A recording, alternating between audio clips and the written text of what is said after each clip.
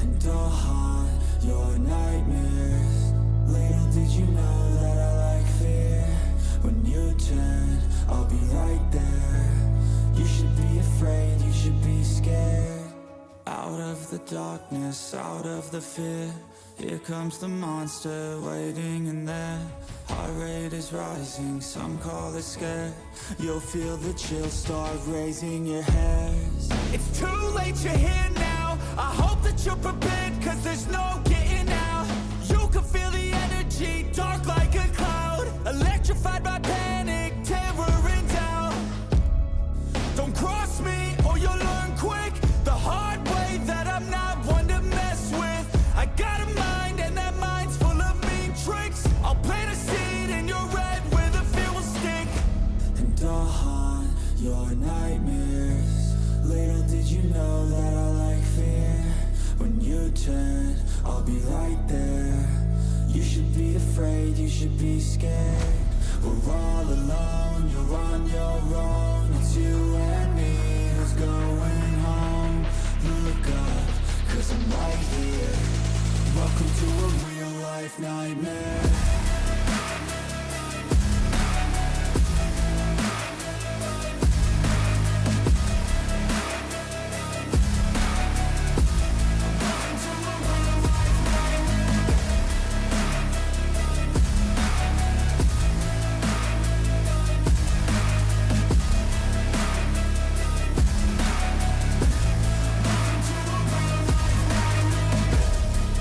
Possess all your dreams. A demon plays on the league.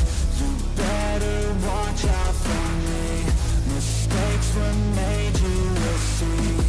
You should've never crossed me, cause now you'll never stop me. Revenge was my calling. Now you're a dead man walking, and I'll haunt your nightmares. Little did you know that I like fear. When you turn, I'll be right there. You should be afraid, you should be scared. We're all alone, you're on your own. It's you and me who's going home. Look up, cause I'm right here. Welcome to a real life nightmare.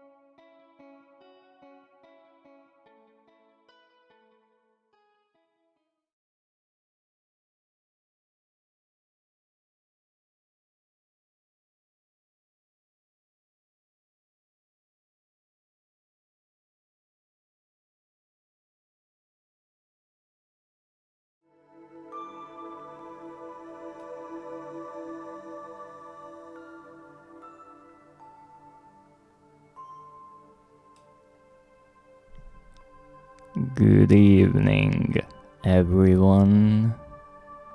I am the Dreadist, and welcome to my humble abode, the shop of all horror and dread. Thank you for joining me today. I hope wherever you are, you're having a wonderful day. And now, please, take a seat and enjoy the show, because today we are playing Amnesia Rebirth. But first, tea, because it's really quite important to hydrate. And also, with a bit of warm tea, you can also fight against the outside cold. And let me tell you, it is cold here. But the cold weather has some nice effects. For example, I can watch my kin warming up next to the fireplace, and they are absolutely adorable, even though they don't like to admit that.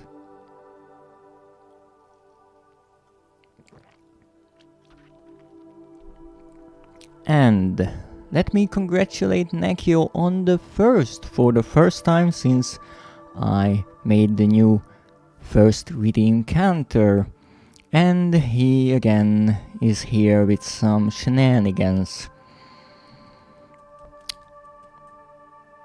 The only problem, I can't even react to them because I know that he's streaming and not here. So I will just pretend that I didn't read those messages. Now, today, as I said, we are playing Amnesia Rebirth, and last time around we got pretty close to the ending of the game, I would say. I'm still not sure where I am specifically in the story. I don't know how long the game is. There is obviously the website that many streamers use called How Long to Beat, but as I learned,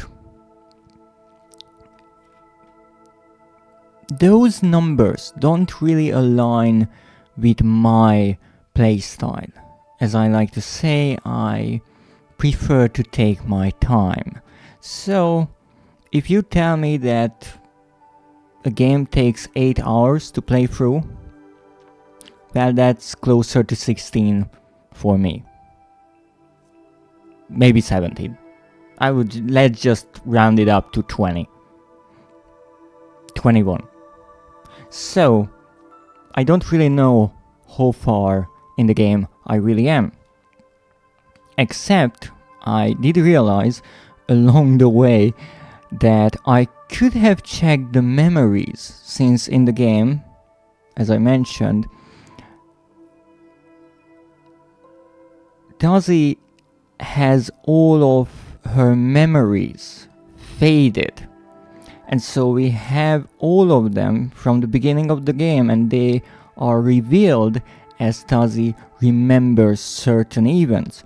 So I could have checked how many memories are there and then make an assumption based on that, but I wouldn't like to spoil that for now, so we are continuing without any such knowledge. No, as always, with this game, welcome in, Link. How are you doing? So nice to see you. I'm assuming you are at work. Indeed, at work, but it's overtime. Oh, that's no good. I hope they pay you handsomely for that.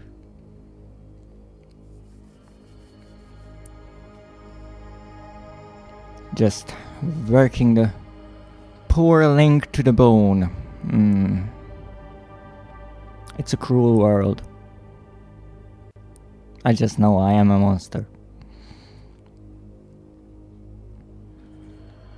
I am getting time and a half. I came in to help myself next week. Oh, I see. What will happen next week, if I can be a bit nosy? Boop, boop.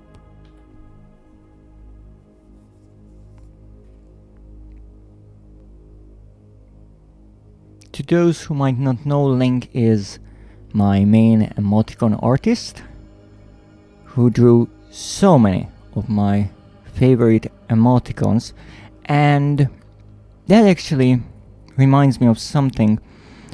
Some of you might remember that I had a community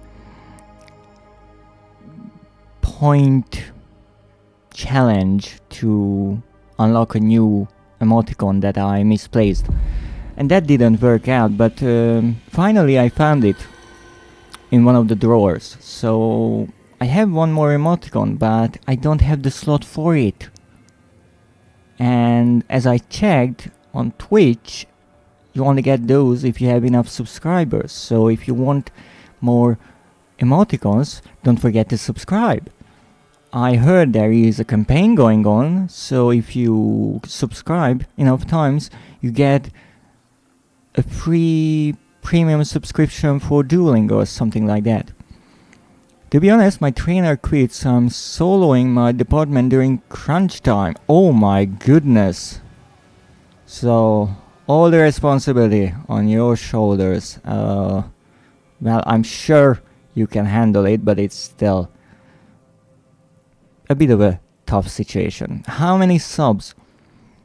I honestly don't know. I never really checked because, to be honest, I don't have that many subscribers, which I accept since a lot of people are struggling with money issues.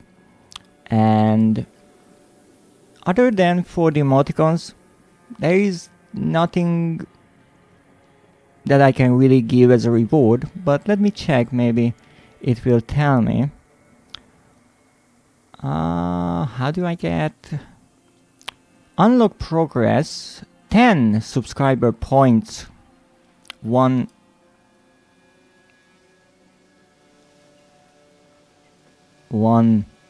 month. Link! I just mentioned that as a throwaway line. It didn't mean that you have to give thank you. Oh goodness. That's my first hype train ever. Thank you so much. And thank you for gifting 5 gift subscriptions. Oh, that's so nice of you. Thank you so much. This stream is already starting so nicely.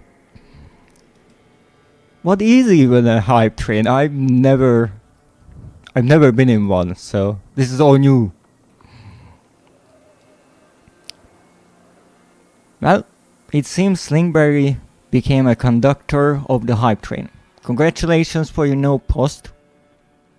I hope you are familiar with trains, because you just undertook another role. Choo choo! Good love strays! Why am I not surprised? But now you mentioned, please give Good my greetings. It's been a while since I happened to talk to the good duck, and they are amazing, just like you, Link. Thank you so much for the 5 gift subscriptions. I really don't know what to say, and as I was just saying, I don't really have anything that I can give back to subscribers. Yes, they get the emoticons, and I am so happy with the emoticons that you drew. I absolutely love them. But that's it. Well, you don't have ads as far as I know, but due to my my horror themes, I don't think there are many ads anyways. Anyway, Link! Stop it! Stop it! What are you doing? Also, thank you for subscribing, but again!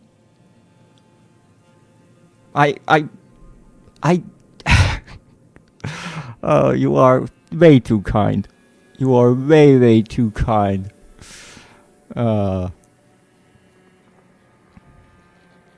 But look, Link, here's the problem. You like your art.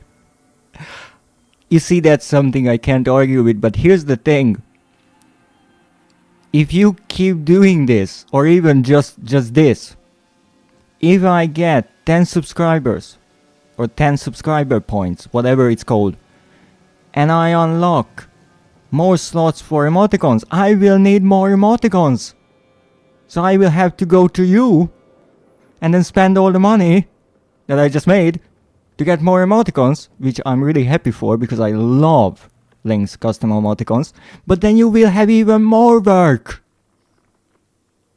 You're already buried in it. Oh no, more art to make, exactly. And you know I always have the most insane ideas. So you have to figure out, how will I make this into an emoticon? And I always have so many details. Look at the previous emoticons. I mean, look at this heart. Most people get a simple harp shape, right?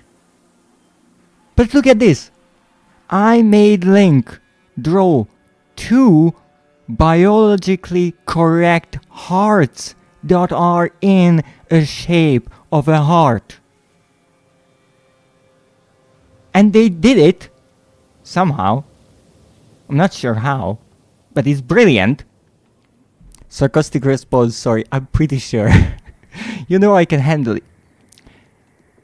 I know that right now you are already thinking about using your free getaway card that has hashtag just linkberry things written on it, but you will not get out of this situation so easily. You can't just put more work atop your work hoard. I just realized something. You know how dragons hoard gold and treasures? I feel like Link is doing the same thing with work. Because they are always working. I mean, any moment in the day, they are working. It's insane. And they are still alive somehow. I mean, they... what was it exactly? A poltergeist? A kind of book ghost, so... I mean, they are not necessarily alive. But I'm pretty sure even a ghost can be tired sometimes. Thank you for the lurk, schmoozer.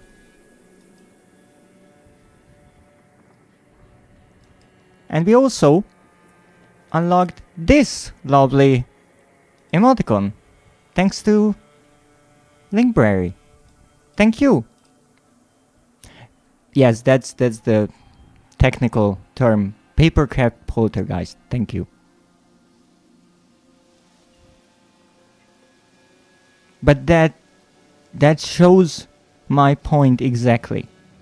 That they are spreading themselves so thin that they are papercraft at this point. Poor Link.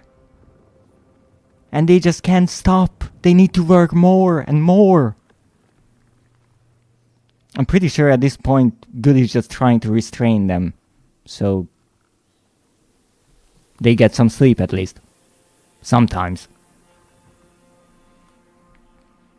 Oh, you crazy poltergeist. Can't stop, won't stop. I know. I'm on my own today. Oh goodness, that's dangerous. For you and everyone else involved. But I am so grateful to have you here. Not just for the subscriptions, but I greatly enjoy your company, and it will be forever one of my regrets that when I first found your streams, I think you were on a different schedule and I didn't really watch your streams. I knew that you played horror games, and by the time that I really realized how brilliant you are, you kind of stopped streaming, and so I could never arrange a collaboration, and that will be forever one of my big regrets, because I don't know what it is about you and Good, but really you two are the only streamers who could make me watch anything. I got a new horror game to show you. Ooh. I still do collabs. Yes, but as I might have mentioned in the past 10 minutes of rambling, which was more like 20, I don't want to take even more of your time. Hit me up later. Retirement is nice though. You know, there is this joke going about with how VTubers are retiring, but I really feel like that Link kind of only got half of the memo. Because when you retire, you are supposed to work less. And I'm pretty sure since Link stopped streaming, they are using that time to double their workload. So that's like not a retirement. That's the opposite of... I don't know what that would be.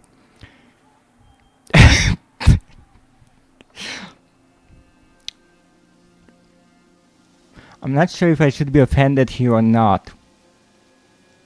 I'll organize the collab. No, no, no, no, no, no, no. That's even more work for you. No, you see, that's how it starts. You say something nice, and then Link will turn it into work. First, it's like doing a few art projects, drawing a few emoticons. I know they can do it really quickly because they are amazing.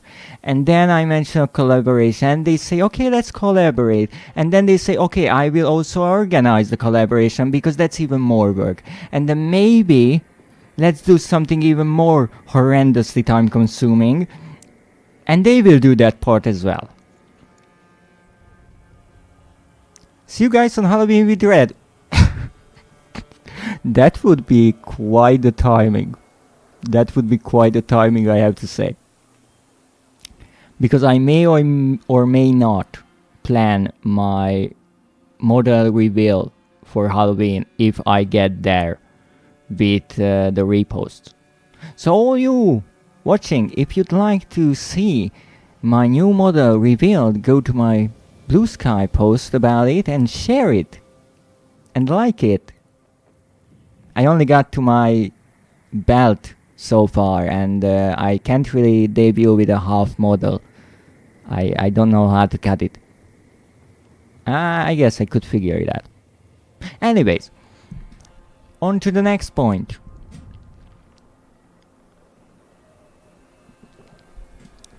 Apparently I'm doing a collaboration with Link on Halloween. Don't ask me, it's not up to me anymore. I'm just there. I don't have a say in the matter. That's how it goes. But to be real good that I retired from streaming to do YouTube. That's brilliant because, you see, that's actually quite fitting. On a serious note, I understand the difference between streaming and video making because they are really different. But there's one kind of pit hole in it. When you're streaming, you do all your preparations in advance, and then you do your live stream and you hope everything works out, and that's it. You can't possibly spend more time on it. If you're trying to do a video, you do all your preparations and then you try to record it, and then it's not done because then you realize that you made mistakes. You scrap the whole idea, you rewrite the script, you re-record everything, and you spend months on a video. And I know that because I've been trying to make a YouTube video for months now, and I'm still only researching things and trying to find people who can answer my questions. I mean, I'll be doing suing and lore videos.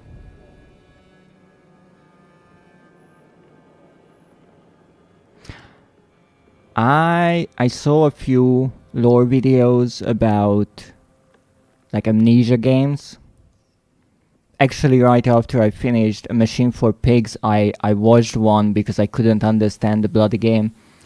And I'm pretty sure a lot of time goes into those 1 and 2 hour long video essays. And I absolutely love them. I think they are wonderful.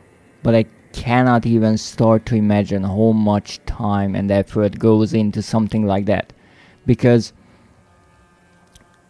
it's funny how you can say that you're making a YouTube video and people will think, oh, that's not a big deal, right? That's like a 10-minute gameplay recording, whatever. And I understand where that idea comes from because I was around when YouTube was somewhat new back in the day. But nowadays, things change so much. The equipment people can afford and get their hands on, the programs, everything, and the format of things. Now there are 2 hour long videos that are full on presentations. I'm doing historical fashion research and lore, to be more exact.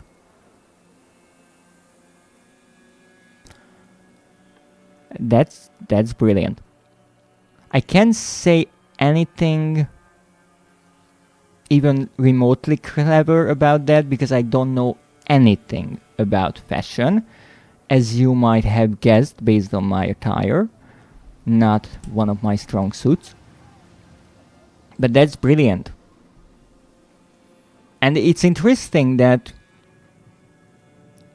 for games, at least, because right here I am playing a game, I don't really know anyone off of the top of my head who would be making videos about fashion in video games. And that's an interesting part, because the outfits have to be obviously designed. I remember that with every Resident Evil game in the art books, there would be a lot of official sketches with different ideas for outfits. And I'm sure that person who drew them, they put a lot of thought into what could work. But there's barely any information about, like, where did this idea come from, or how did this came to be like this. And there are many games with really interesting looks and designs. I mean, even with Lies of P, I think that was something Link was playing.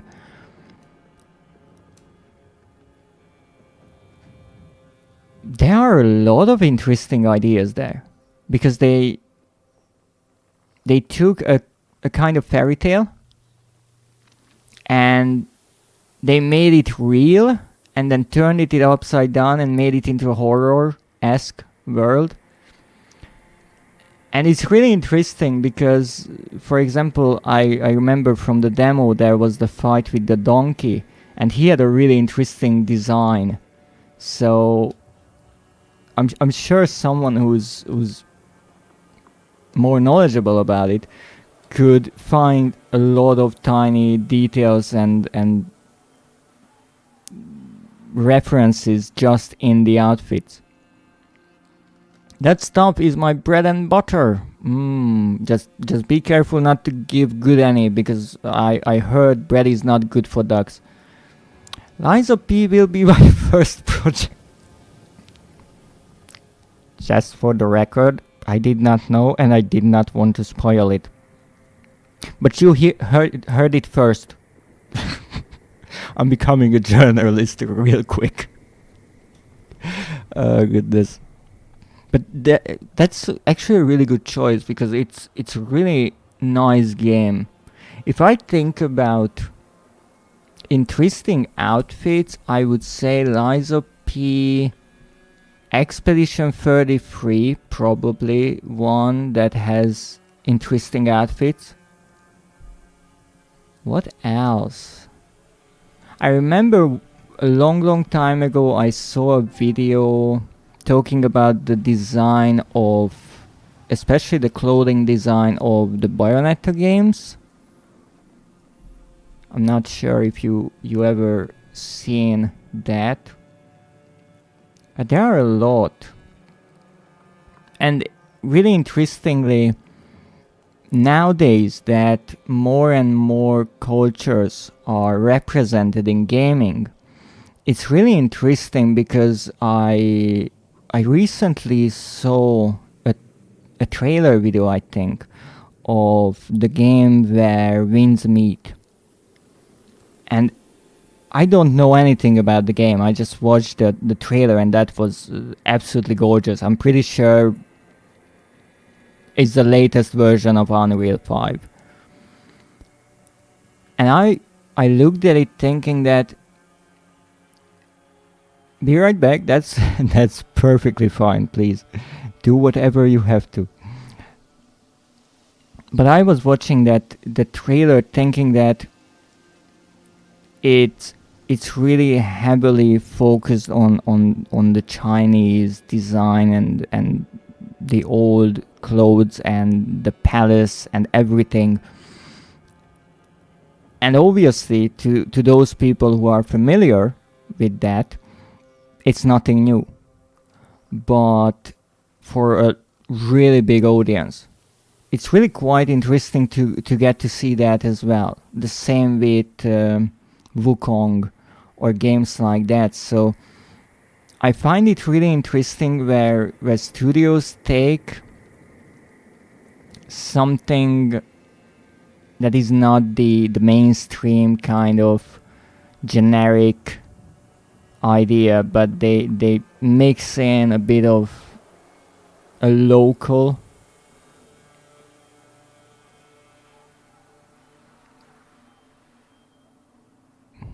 folklore or style or something along those lines, because it makes things really interesting and kind of fresh. And really the same happened with how everything to a certain degree is French in Clair Obscur, or I guess the Mafia games are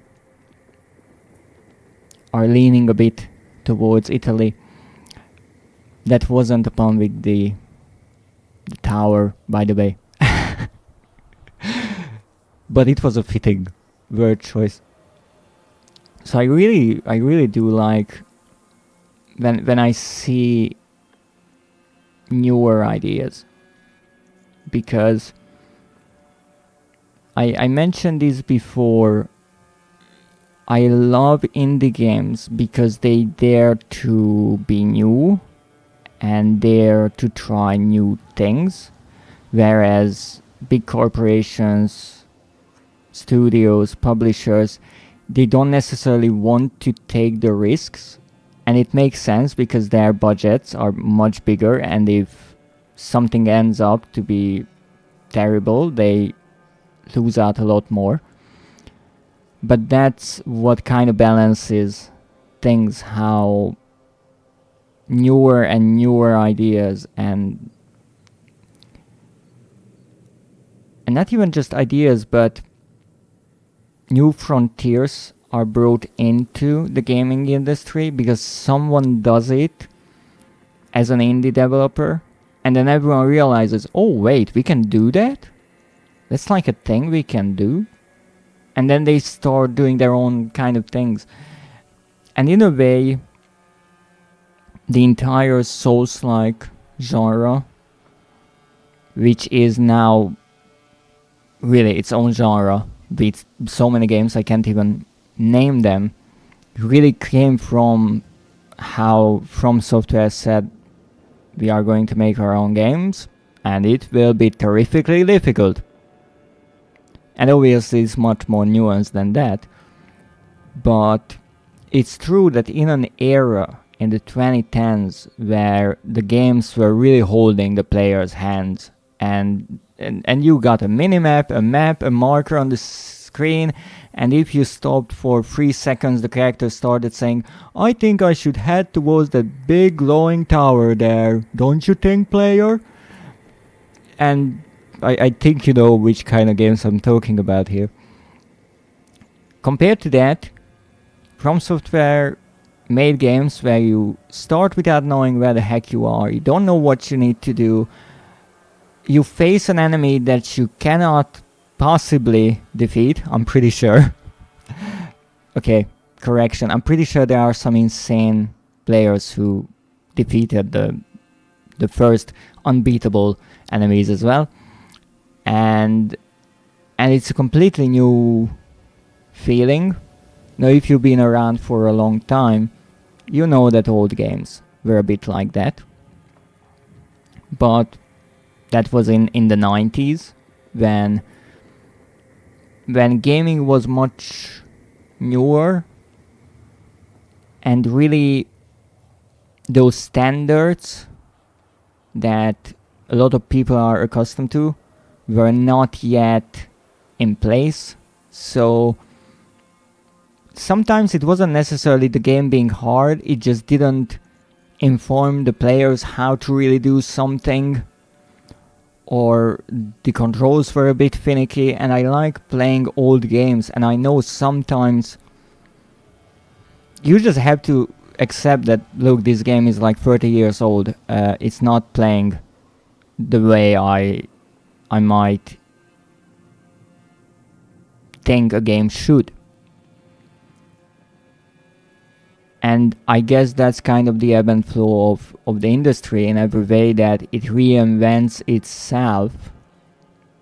But if you've been around for long enough, so in this case, you've been playing for 40 years, you will find similarities here and there. You will always go further back of, oh, I saw this idea in this game, and then an older person will say, oh no, that ripped off that older game, and then you go back all the way to I don't know, the first kind of games on some obscure console, and you realize, oh, that's where it all started, and now it's kind of a given in every single game existing. But enough of my ramblings, even though that's the entire stream. It's time for Amnesia Rebirth. And you know, whenever we start, first we have to take inventory.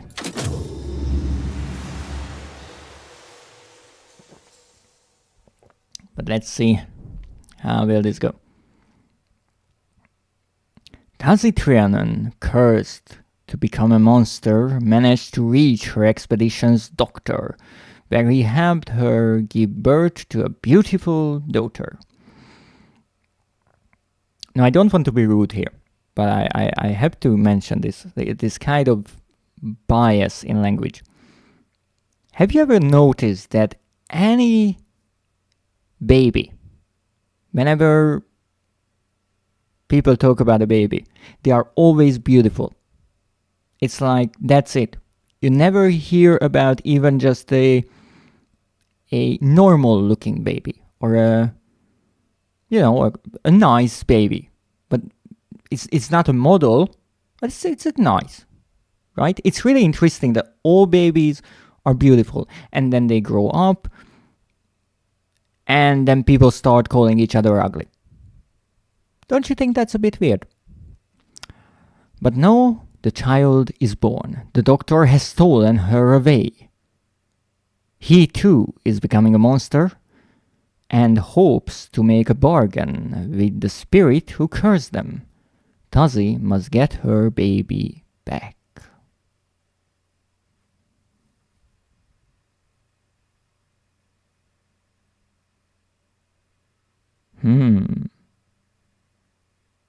Did the loading finish? Apparently no. Okay. Now, let's see.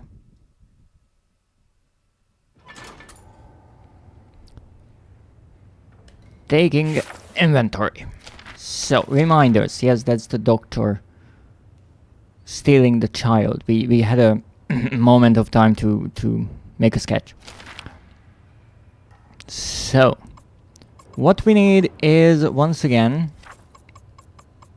the most important note in this entire game, the note from Tazi.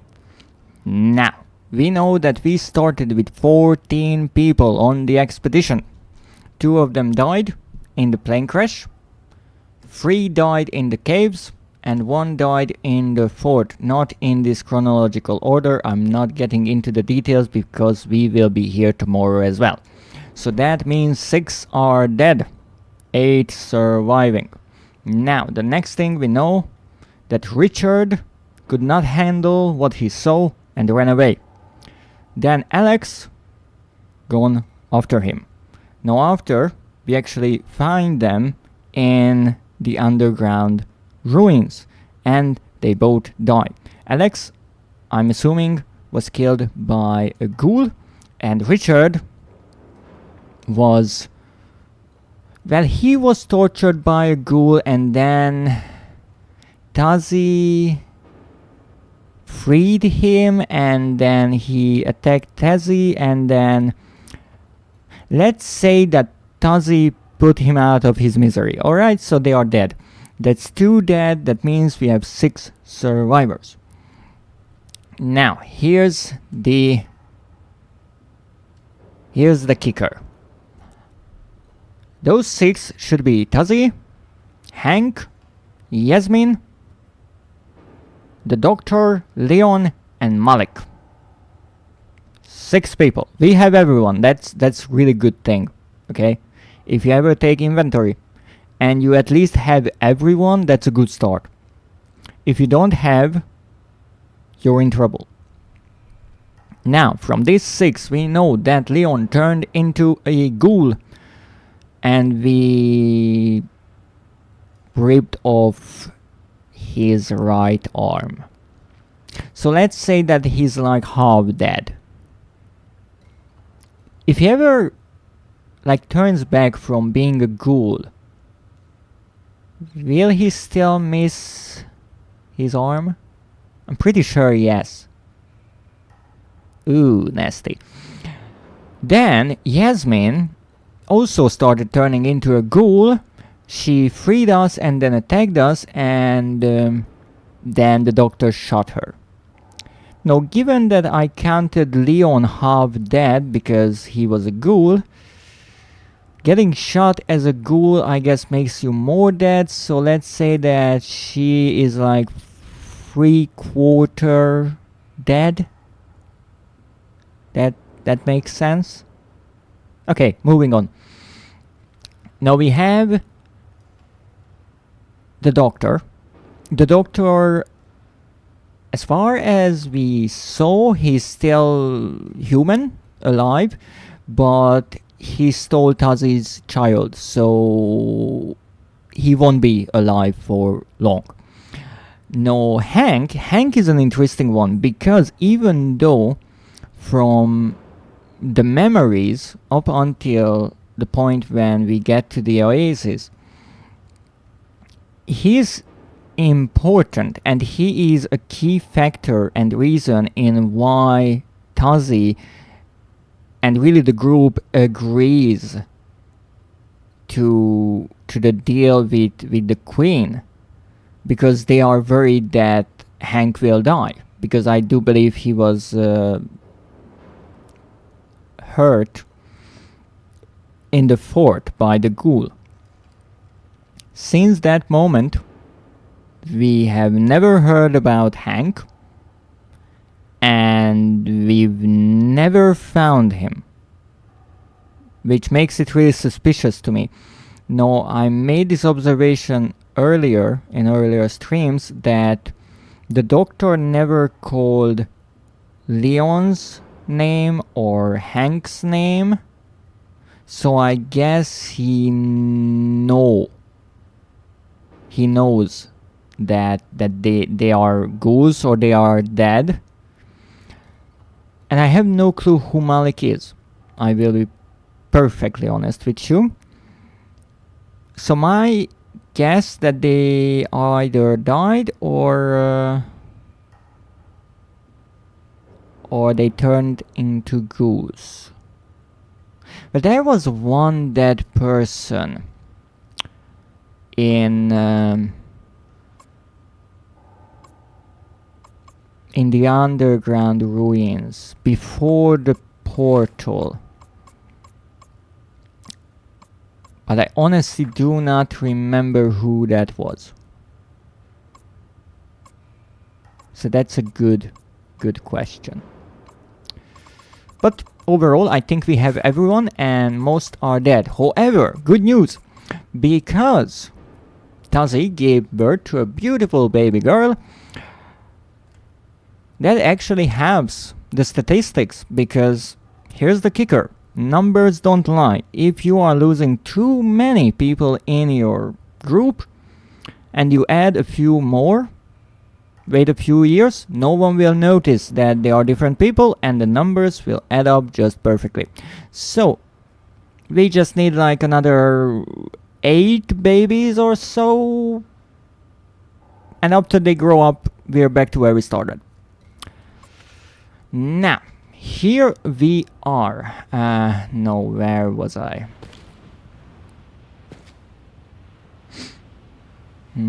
Oh, I know. Yes. The doctor stole away our child. Doctor! I'm going to rip off your head and I'm going to feed it to... Wait. If I rip off the doctor's head, then I don't have anything to feed it to. But if I don't rip off his head, I won't have anything to feed to him.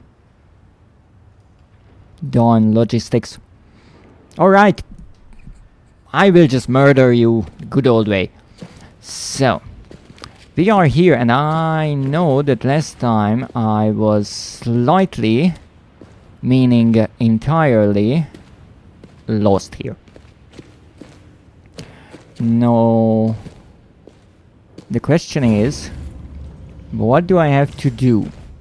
Now, I was following the doctor. And obviously he could use the elevators that I cannot use. Not working? Not working. Great. Who came up with these one-time use elevators again? Wasn't the brightest of ideas. Okay, so I guess I'm not using the elevators. That much is clear. Not a problem, we will figure out something with time. Oh, there's something here. Ha ha! Except this is leading down and I'm trying to go up. What would your old dad have made of this, Tazzy? To stand here, to have seen this place. Almost a shame we have to leave. I'm sorry, I couldn't. Not after Alice.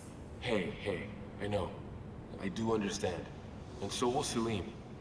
We'll find a way to... Mr. Mujo. I'm alright. I can't quite see properly. Something at the edge of my eyes. Shit.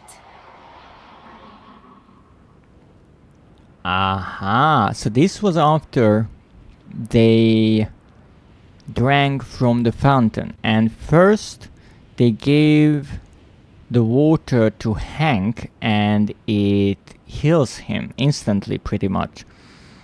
And as we know later on, it turns everyone into ghouls, and because everyone drank from it because of the offer or kind gesture of the queen, as she was the one who said that it will nourish everyone,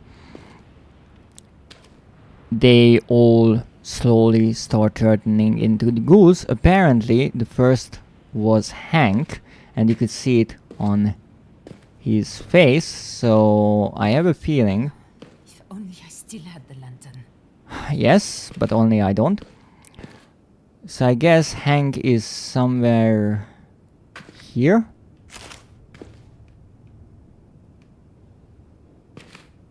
Uh-huh.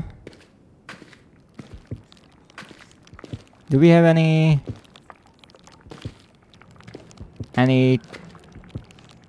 torches? That's it. Oh, wondrous. I'm so freaking happy.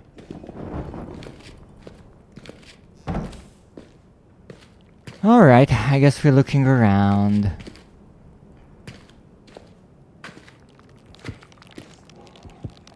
One room at a time. Not like we are in a hurry. Alright, Hank, if you by any chance turned into a ghoul, don't you worry. I will gladly hit you over the head with whatever is nearest.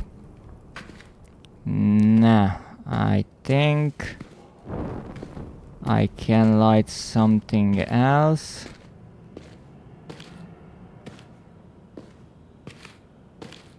Not here apparently. Do we have anything in these cupboards? Wardrobes, whatever the heck they are.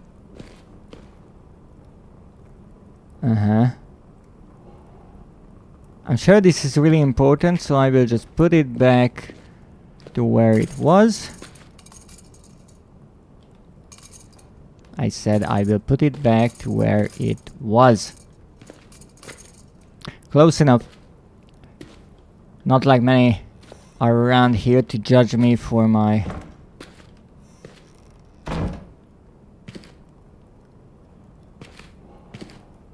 actions around here. Okay, so which way are we going? We have the sinister red light and the dim blue light. I guess we're going to the blue one.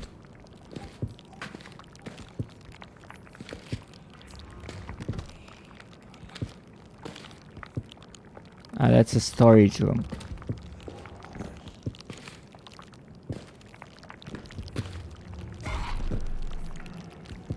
Look, Tazzy, I more than understand your problems, but like, what do you want from me?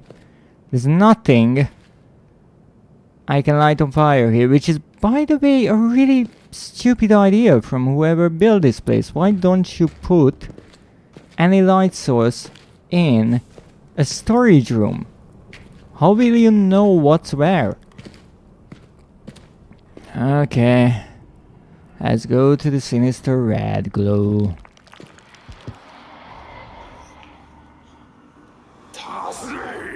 Hank! No! No, fuck, no! Mr. Mitchell, stop! I will shoot! Run! Run from me, Darcy! Go! Quickly! Why is everyone after Tazi?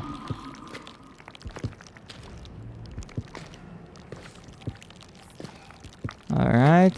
Why? I'm in the light. Calm down. Okay, well. I guess we are safe for now. Let's hope. No idea what this is.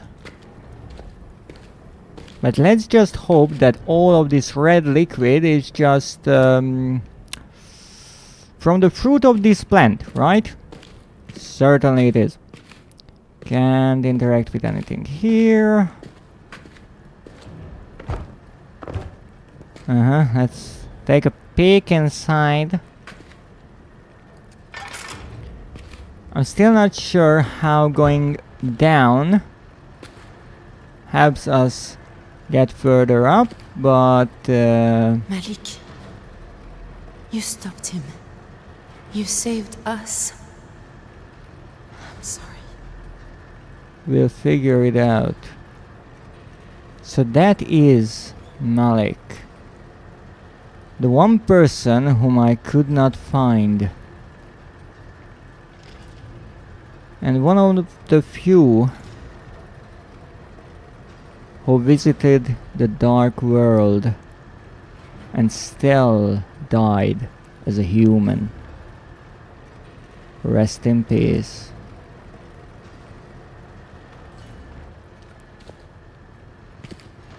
Well, unfortunately, we do not have any help now.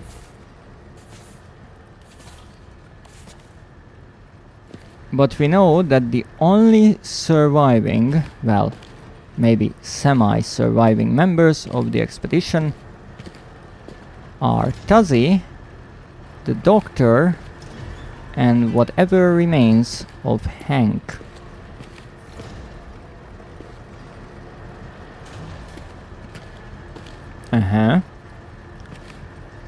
Power plug, really quite nice.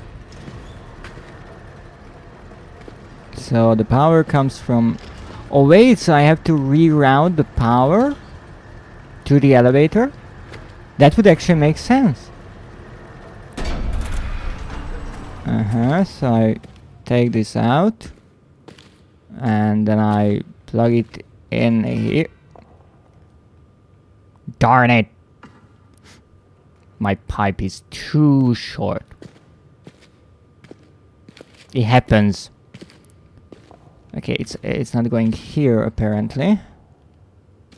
I will figure it out, don't you worry. Look for a compatible hole. Well, this is the only one that looks compatible. I cannot take this one out. I cannot take this out. So wherever I have to plug this in, it's close by. Well, time to stretch it a bit.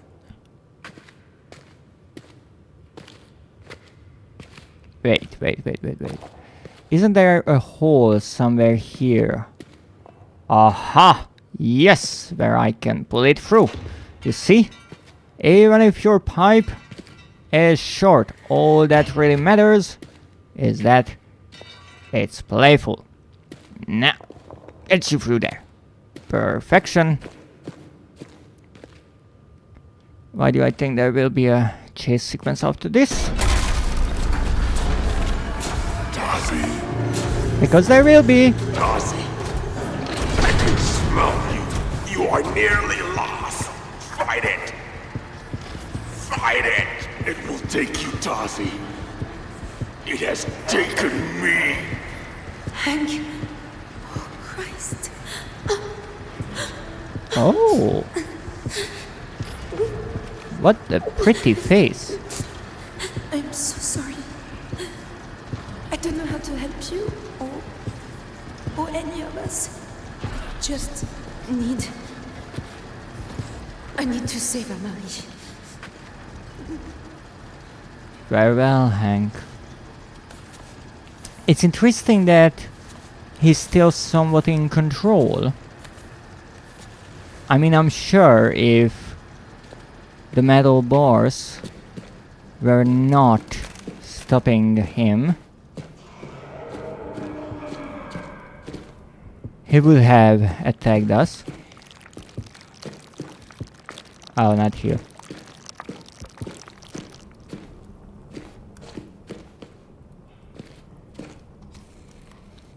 How can I get lost on the way back,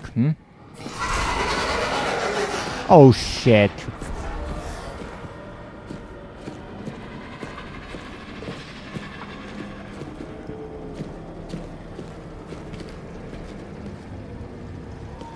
Okay, first thing first. Close this door. Second thing second.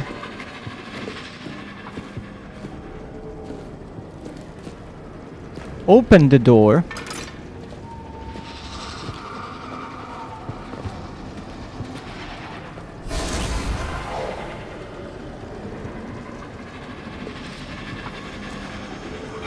Don't you dare tell me you can open doors.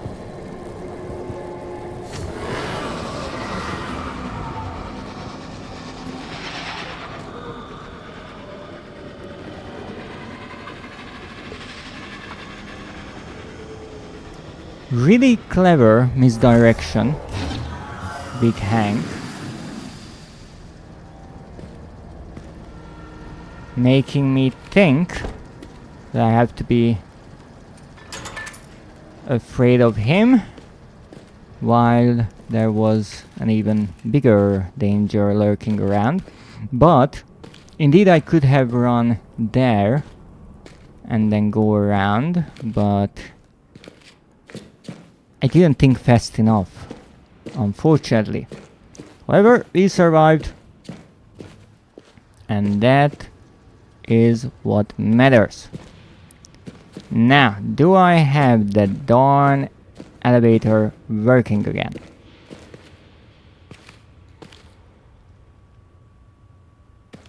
What is this place? Was I here before?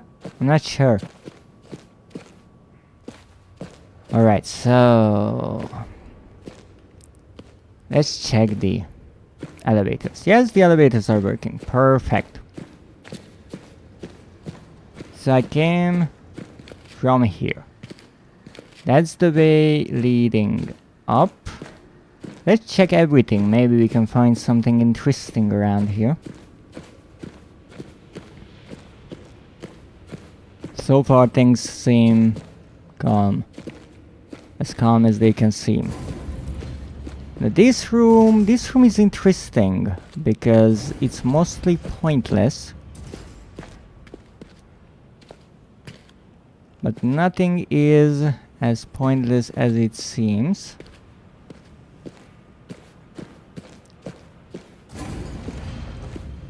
Alright, so there's nothing here. There's a window on this side, a window on the opposite side. Nice symmetrical design. And we have the elevator in singular.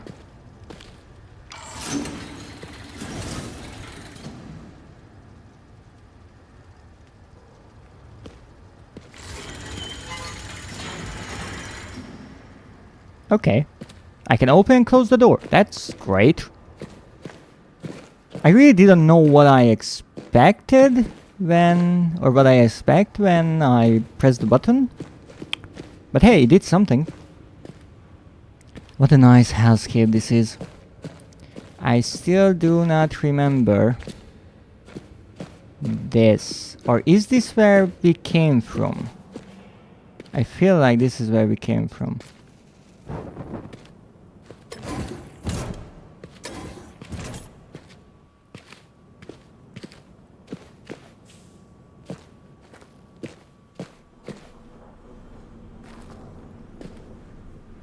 Oh, this was where one of the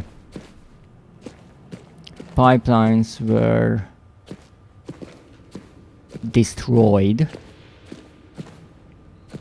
from one of the saboteurs. And maybe we will become a saboteur after all these years.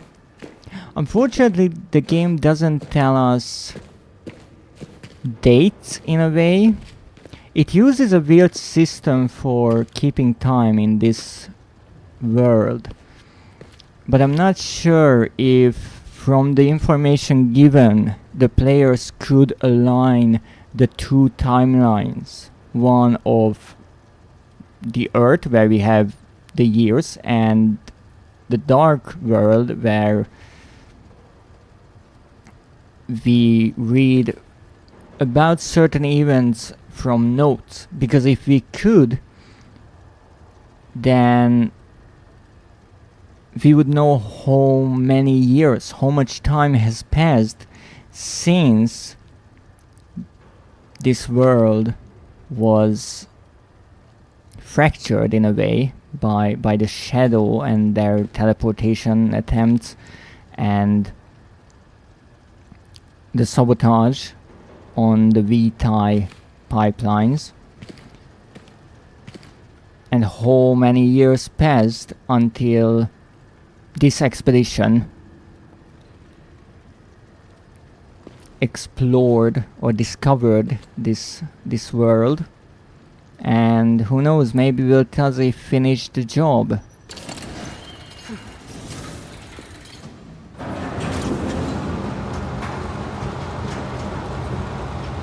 Okay, at least we are going up. That's a good sign.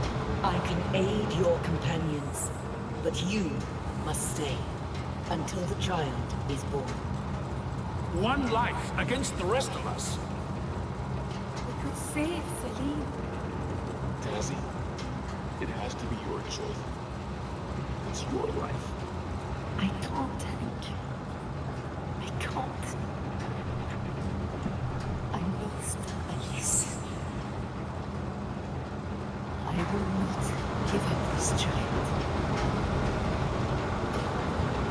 Once again, I find it... I'm coming. I find it amazing that Hank, who was the most dire in their situation, who was closest to dying because of his wounds. At least from the group who was present here, so I'm not talking about those who were left behind in the cave. From all of them, he was the most understanding of Tazi's situation. Maybe partially because he knew what happened to Tazi and Salim before. He knew about their first child. But still, to have such strength that even when his own life was at stake, he respected that this choice is up to Tazi, and he did not pressure her. I really do respect that.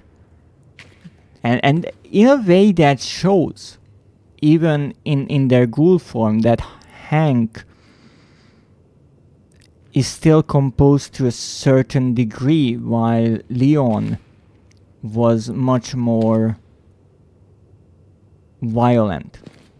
So it's really interesting. Maybe one could say that their personalities also play a role in not necessarily what they become, but how fast they become just mindless ghouls. Okay, do we have anything here? I don't think so. Knock, knock. Tazi's here to kick your butt. Oh, I'm really curious what will happen with the doctor. I still think the developers will not let the player kill the doctor, but he will receive some sort of poetic justice. I'm not sure what. The obvious would be that the queen in some ways kills him, or he just turns into a ghoul, but we'll see. Hopefully we will see soon.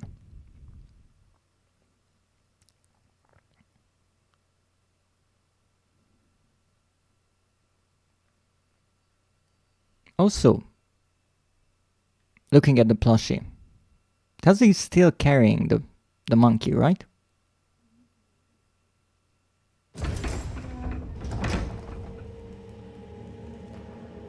Nah. I hope this is finally it. I don't have to run from ghouls anymore.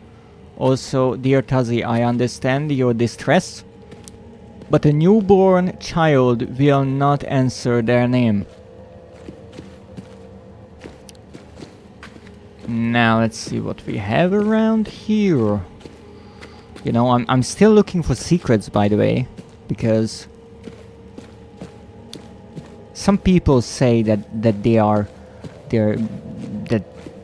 looking for secrets or hunting trophies, it's driving them mad.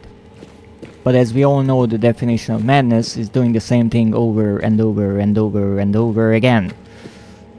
And I'm not some pretender madman. I am... Yes. We could get home. If I can find some more Vitae. I am in no way pretending. I am the real deal, and I will find a secret. Except if there isn't one in the game. And it really looks like that is the case. Also, I love how this teleporter works with only one Leyden jar, and the other needed two, even though this teleports further away. I guess that was a prototype. So this is where we leave this place. Also, what is in the queen's hand always? She's always holding something. Nah. For the big surprise, the reveal. What will it be? Another door. Okay, alright, that worked once, but won't work again. Nah. For the big reveal! Now save us! Change us! Lift this curse! I will rip off your head! Please! I see you, you piece of filth! She will not answer! What have you done with her? You must listen. I am trying to save.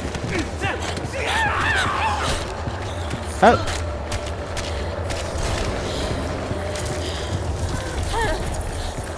Oh! What are you?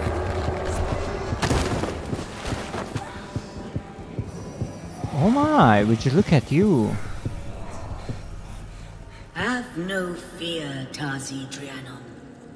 I have no wish to hurt you or your child. Then let us go! With the portal I can take her home. She will die. You do not remember? The child will be born with a sickness. It will waste her to nothing. Here with me, she can live. Here, there is hope. No. I thought I cured her. In that horrible place. You showed me. A temporary respite. As with her sister, the illness is too deeply rooted. I am sorry. VTi can halt this decay. For a time.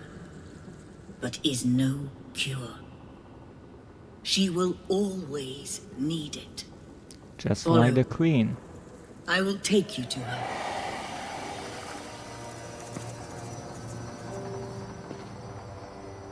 And we really killed the doctor.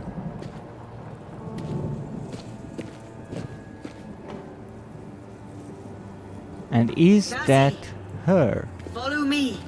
Yes, yes. I'm just sightseeing. I saw the child within you. Only a germ, but growing. I could not let her die.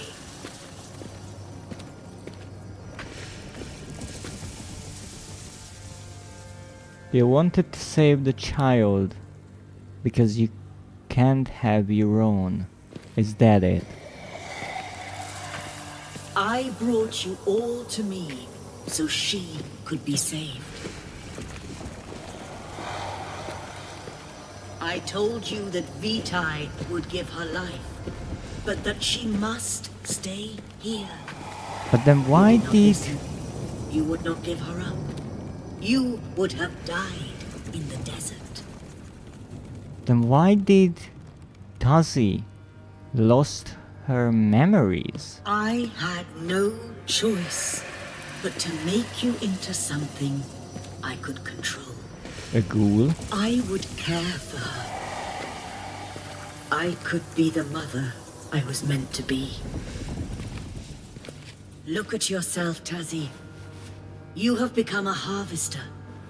Soon your mind will be nothing but hunger. You can do no more for her, but I can. You must let me be her mother. Here. Amari! What a nice crib. The child. It was all about the child.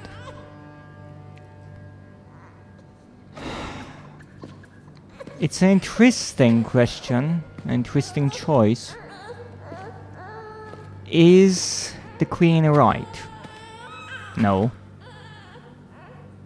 No, she's not. She can just take a child because she can't have her own. However, in a way, yes, the VTi, and this pipe flowing, keeping the child alive is necessary. Is it good? Oh no. It is just harvested pain and suffering. The life of others. To keep one. I am back. My hands are clean now. That's wonderful. Look at this little baby. I know that from your streams you absolutely adore kids, so I'm so happy that you are here. I wish there was a better way to phrase it, but I was literally oiling roads. Oh my. You know, some people would get hung up on the whole oiling part, but for me I see through the words, and my eyes are only focused on one single letter. The S. Rod S. As in plural. Oh my. What a fun time. Well. We can take the Leyden jar and get away with the child, I'm assuming. Har har.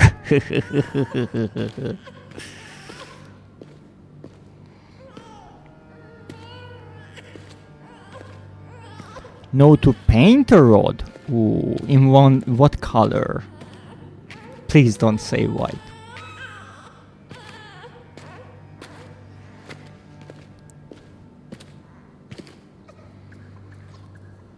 So this is indeed a really interesting question here. What Tozzy can do. Poop brown. Ooh.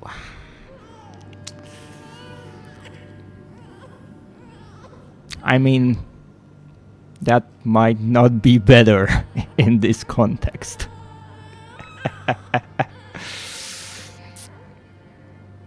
I guess enjoy your time. Know that everything is well oiled up. With that color, no, I understand why it needed so much oiling. That's good. It's good. The lubrication is really important.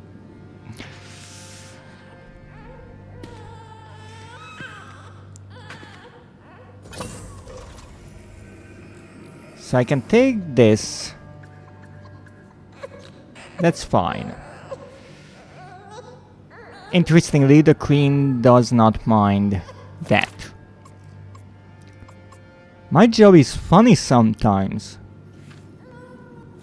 Funny? Is that how you describe it? I see. I see.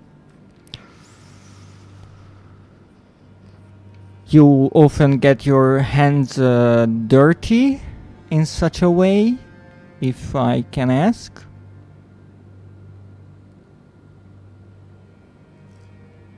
And before anyone would think of something bad, I'm not judging here at all, I'm just intrigued. Yes!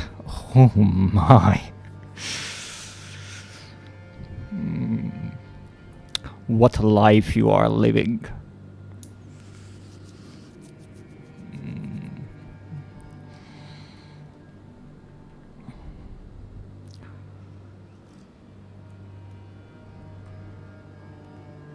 Anyway, love factory work. Yes, I'm sure it's quite tough.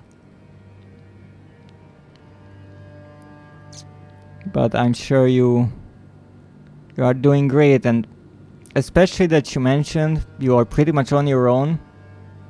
Respect to you. You are holding the factory on your shoulders, and you are doing a great job. Maybe the job itself or the company doesn't appreciate you as much, as most companies don't seem to with most workers, but just know that you are doing great.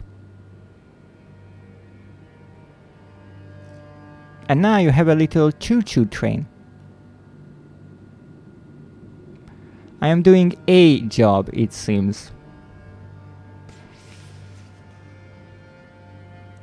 I'll pop by again soon, thank you. But please, just whenever you have a moment, take a breather for yourself as well. That's important. So we are in an interesting place with an interesting choice. Apparently that wasn't the right order.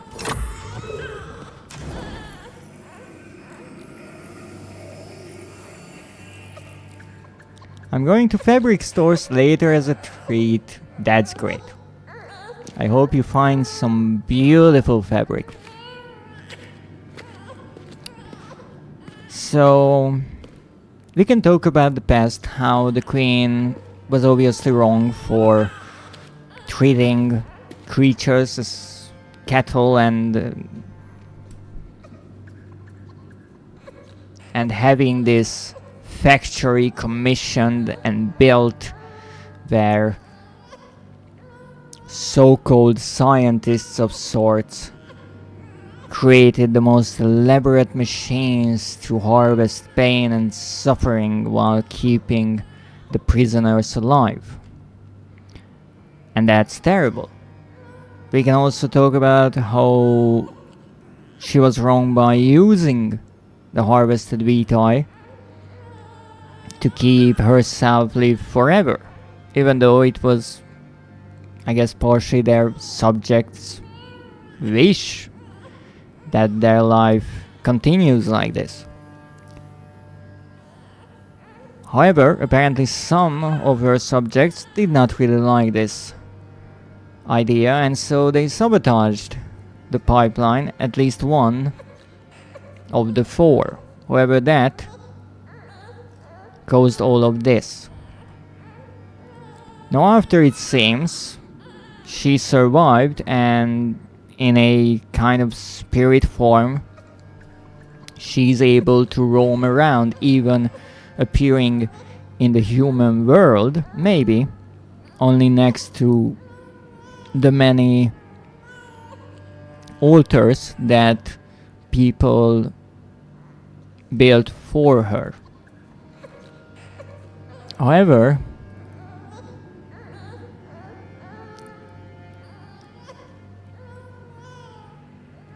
in this moment, all that doesn't matter as much. Because you see, the queen was wrong for tricking the expedition. She obviously knew, I mean, she admitted it herself, that she saw that the child would be sick, and so she offered her help. Leave the child here and she will live for a long time. But the queen would be the child's mother. They would live here in this nightmare of a world. And the cure, or rather the medicine, that couldn't cure the child's illness, rather just postpone the inevitable, was the VTuber. And we know how that is created. But Tazi couldn't accept that. After losing one child, she would certainly not give up one willingly. So, the queen, in a way, thinking how foolish Tazi is, decided to trick the expedition members to drink from the fountain. That would turn them into ghouls, or rather harvesters. Harvesters she can control, and after that it would be easy to sway Tazi's mind and make her leave the child here. A perfect plan of sorts. But it's not fair. I can imagine that in the queen's mind she is acting out of some sort of twisted kindness. The only part that she's missing is the fact that Tazi never asked for her help with the child. When she was told that the child would be sick, she still refused to give up on the child. But the Queen could not accept that as an answer. So here we are. And this is a tough situation because you have to put aside the morals. The Queen is right in this moment.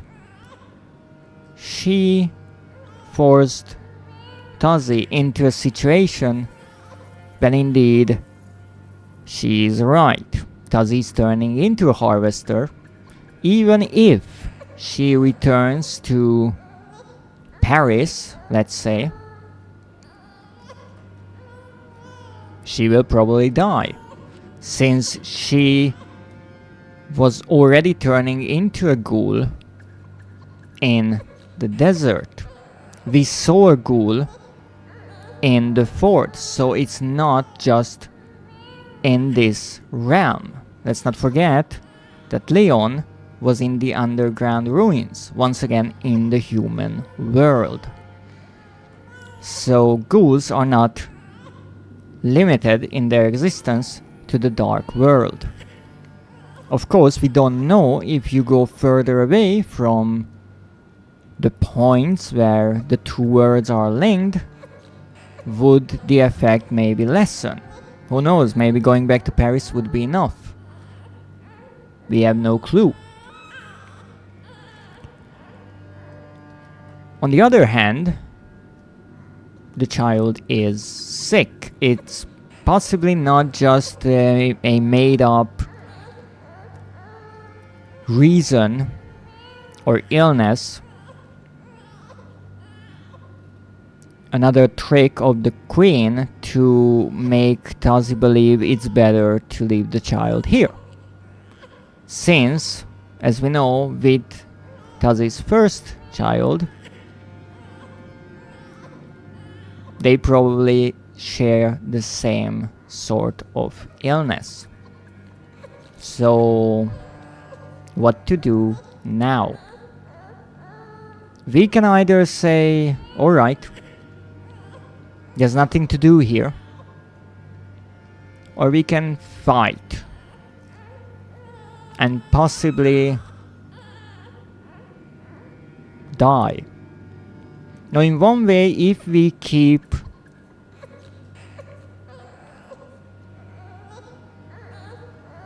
some sort of moral, destroy the pipeline, possibly kill the Queen, and then die, both Tazi and the child.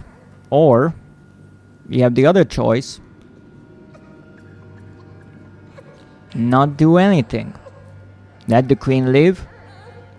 Tazi will possibly die or turn into a harvester, mindlessly roaming this world, and the child will live, in theory, dependent on VTi in this world. But is such a life worth living? Can it even be considered living? And in a way, if you think about it, there are not many differences in the two outcomes. Tazi will die one way or another as a human being. The child will either die as a human or live in this world, possibly not knowing who she really is. The biggest difference is the Queen. But there comes the next big question, the moral dilemma. Can we cast judgment on the Queen? Can we say that this world is twisted and it's evil and we will destroy it? Since we are nothing else but visitors, we are strangers to this world. Who are we to come here and say that this cannot go on anymore? No, for me, I would go with killing the queen. Why? Because the saboteurs tried it. Her own people tried to end this madness. They failed, but they left the means to finish their job behind to someone who might one day find themselves in this world and who could end it. And on the other hand, yes, maybe Tazi will die upon returning to Paris. Maybe the child will die as well. But they will die as humans. And they will die. A mother and their child together. So let's go. Let's piss off a queen. I'm here. I'm here, my heart. Shh, I've got you. Mama's here. Comfort her. Feed her. Say goodbye. You do not have much time. When you are done, leave her and come to me. I will ease your oblivion.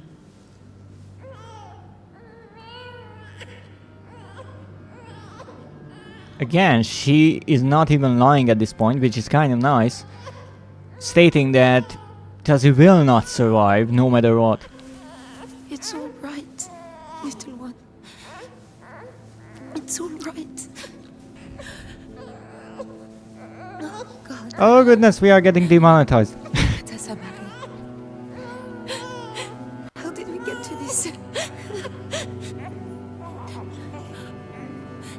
I'm not sure if that animation was working. Can we find Alright. a way to keep you safe? Or will it be Alice all over again? But to leave you here with her and all of those things that they have to do to keep her alive. What are we to do? Hush now. Lullaby. Close your eyes, for sleep is coming. Hush now.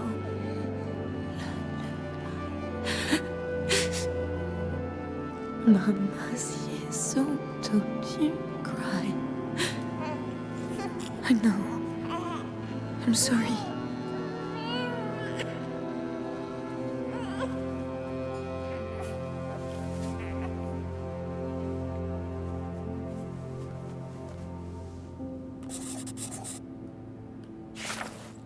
I would like to say that I find it deeply comedical that I got through a scene about giving birth in this game without getting demonetized, and now I slip at the last moment with a scene about breastfeeding.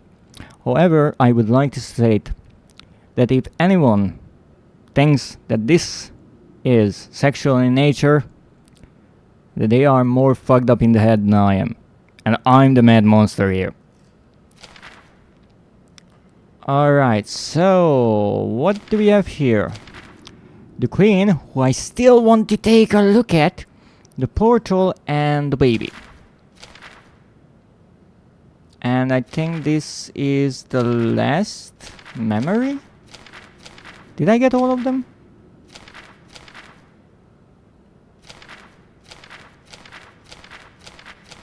Really? I managed to miss one of the memories. How? How is that even possible? Wait, what happened to this?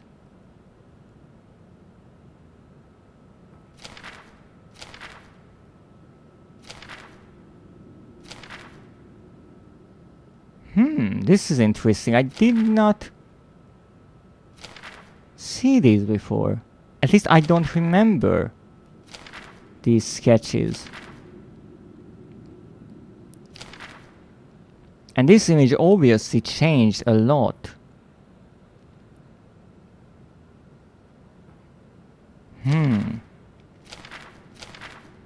A castle.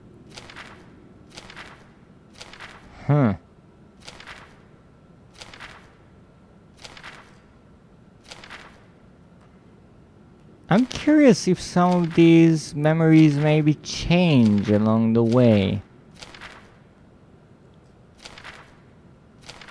But it seems like I indeed did the impossible again. And somehow freaking missed a memory. How? Don't ask me. I'm just talented like that. Do I have the baby in the inventory now? Now. Not the nicest baby in my opinion, but let's just say that's... Is this best for you, Amari? That's on the graphics. To be here? With a promise of life? Do I refuse her? And you and I step out there and see what comes to us. I like that second idea, but I'm not sure how I will run to the teleporter with the Leyden jar while holding a baby. But if I put her back in this crib, I can take her out after. So I guess we are pissing off a queen. Please, Tazzy. How can you protect her out in the world? Well, The disease will ravage her, as it did your other child. She What? must have Vitae, or she cannot live. Stop interrupting me. Tazi went through I enough. had to make you one of mine. I'm sorry, but you would have seen her die. Well, maybe you could have warned me before. That was a nasty trick. You have given me no choice. I shall save her from you. Oh, sure. Now it's you saving her, right? I guess you got your reasons messed up. Do not run! Or... Hear her, Tazzy. Don't you? The Don't signs want? were there from her conception. Her body will fail her. It is your legacy. Not the nicest of legacies, I have to say. Okay, which way do I have to go? Well, I went right, so I guess I will continue, right?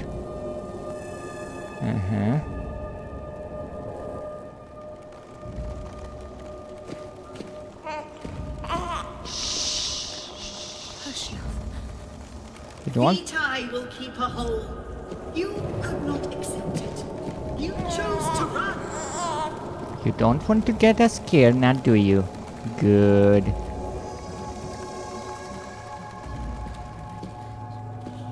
Okay. Let's see what's here. Oh, one of the VTuber pipelines? Haha, yes indeed. Now, time to wreak havoc. I'm not sure how I will do this with only one hand, but let's try. We are combining this with this.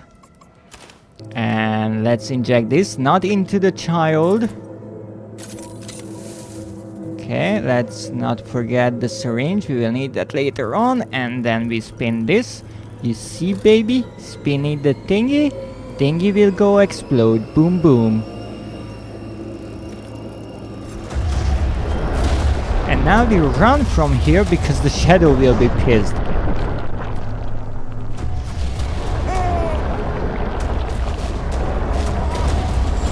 Aha! I'm sure she felt that. It's working. We can. Hey, little one. Yes, yes, little one. No. Not a peep or a sound.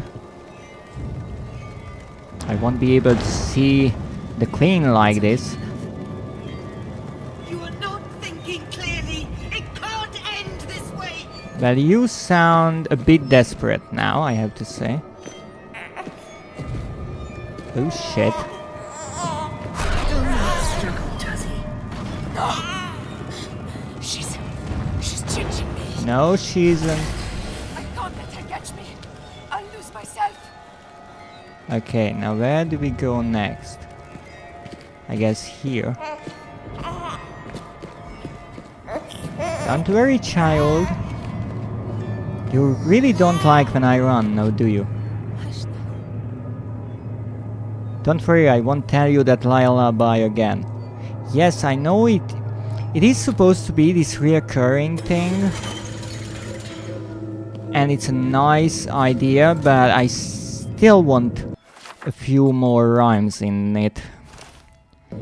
Nah.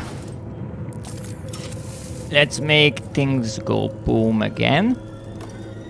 That's it, let's close it, because we are not savages here.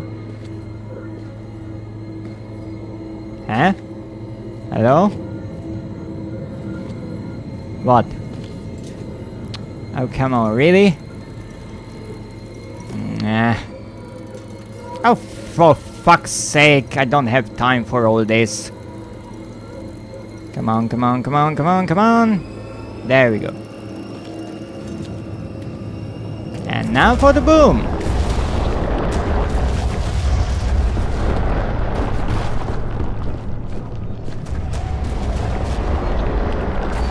Oh, this is a one-way street.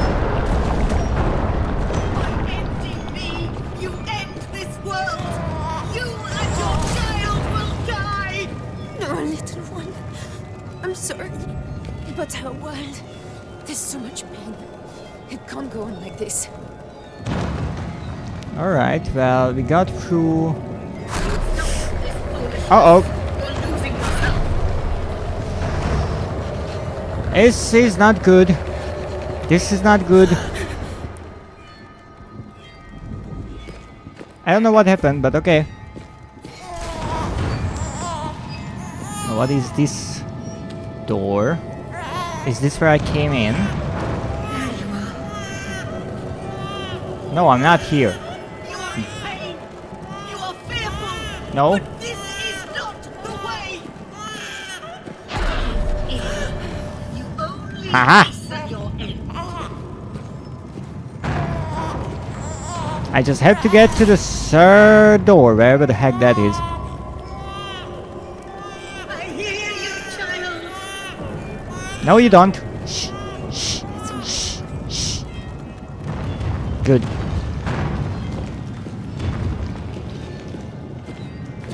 I kind of already like this child because they don't really like running, and I hate running, so hey, that's something. I mean, Tuzzy is the one running, but still. Think. You have come all this way for her. This will destroy both of you. Well, it started with like a 2-week job in Africa, and now I'm here, so... Ow. At least I take this, I guess. Not sure what I will do with so many Layton jars, but why not? Shh, I don't know where I am. Which is kind of the usual way I am. There should be 3 doors. 3 doorways. I cannot let you do this. Well, to be perfectly honest, you're not doing much against it.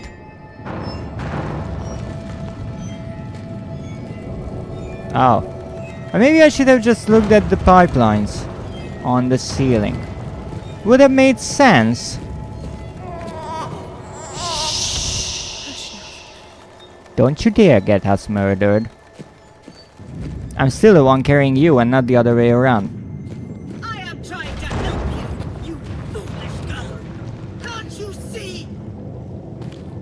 Oh. Haha. Clever. But there's no stopping me. Okay, now let's take the last one. Let's put some lamp oil. If we do this, this is the end. Yes, it is. Let us see the world burn in crimson flames. I take this. Maybe it will be good for later on.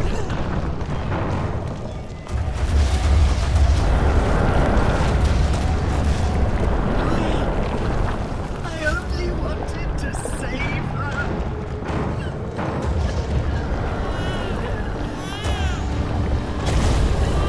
Uh-oh. I'm so sorry.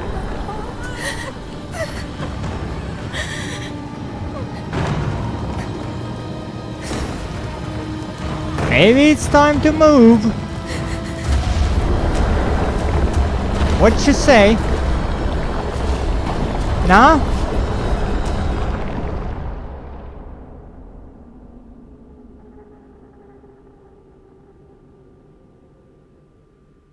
Apparently no. I wonder, could I have done something differently?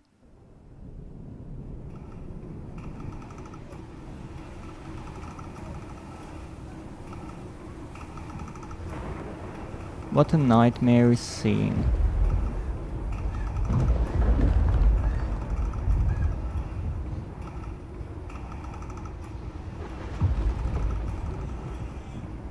It's over.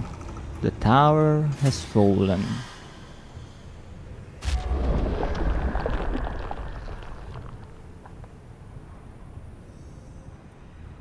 The queen is dead.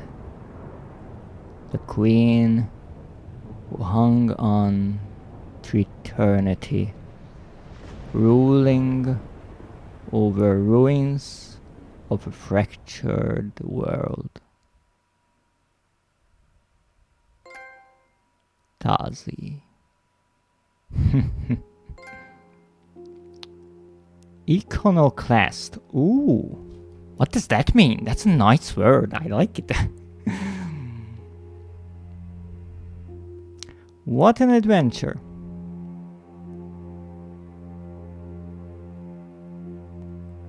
What an adventure.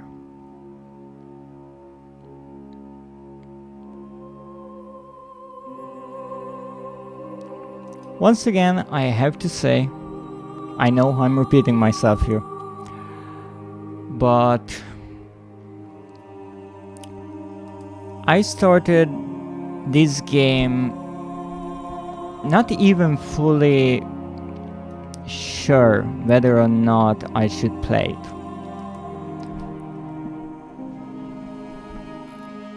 After finishing A Machine for Pigs, I was a bit disillusioned with the franchise. As much as that wasn't a bad game, it wasn't necessarily my cup of tea. Which reminds me, it's time to take a sip of tea. Wow, look at that. Nick Bolton was so blessed they could play the torture victim. That's the kind of role that I would like to take in a video game. How cool is that? It's not the main character or something like that, but you can still say I was in the credits. And who were you playing? I was the wailing victim in the background. Yes, I really put my heart into that scream. And hey, it's not a joke. Some of those most disturbing wails and screams, they can really set the tone of a scene. But back to the point, I didn't know what game I should play on Fridays, since I'm always trying to play the same franchise. on Fridays, something nice and horrifying. And I was thinking maybe I go back to the Doom franchise, or maybe I continue with Amnesia. But I didn't have this game. And such as fate,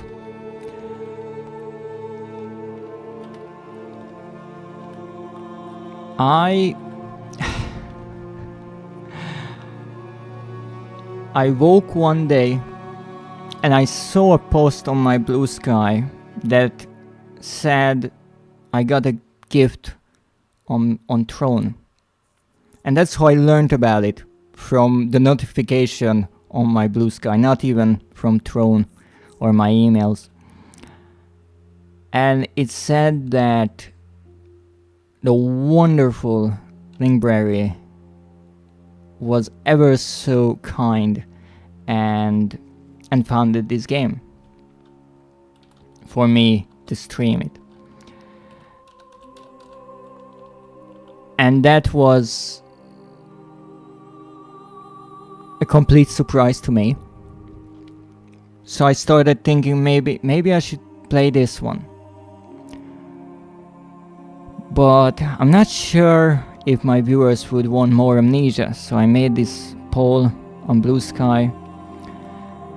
And another VTuber by the name of Adrian Card, he said that this game really expands the game, the franchise, the lore, and it's a good game to play. And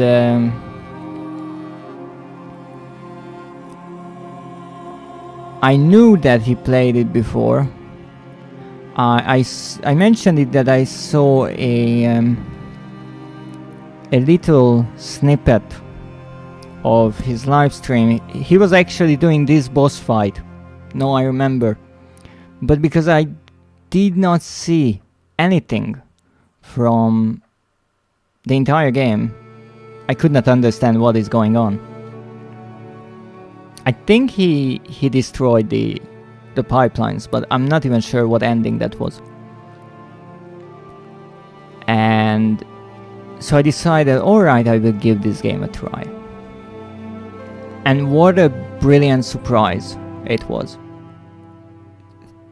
Beautiful game in graphics, lovely soundtrack. The voice acting is really nice. That's something that really stood out to me. That the voice acting is just on point.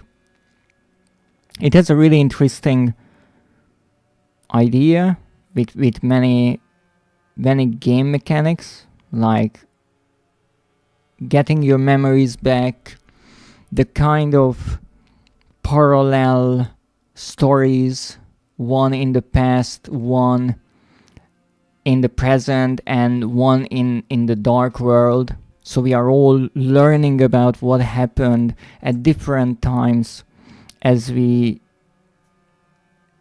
take this adventure throughout the worlds, back and forth.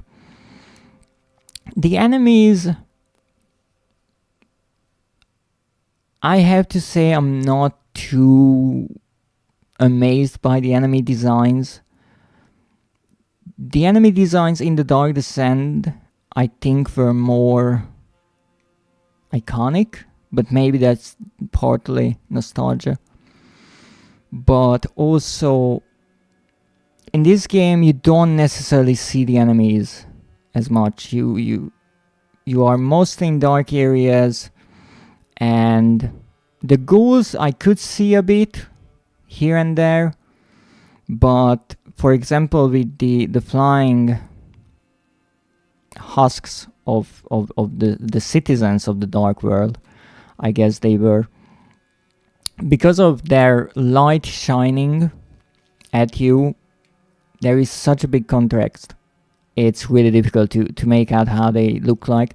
When they grab you, yes, you can see, but as much as it's interesting, their face is really interesting, if you can call it a face. I would really appreciate a kind of model viewer, but then again, I understand if the developers decided against such a thing, because the more you see a creature, the less afraid you are of it. A great example of that would be the Alien movies. In the first Alien, you barely even see the xenomorph, and then in the second one, you see so many of them that you are no longer really afraid of them. It's like, I've seen them, I know how they look, it's okay. And here I kind of feel like the same is happening in many horror games. And so the developers didn't want to just kind of put a model viewer into the game and let you just see it from all angles. Also, it's more fun if you try to do it in the game and get murdered a million times.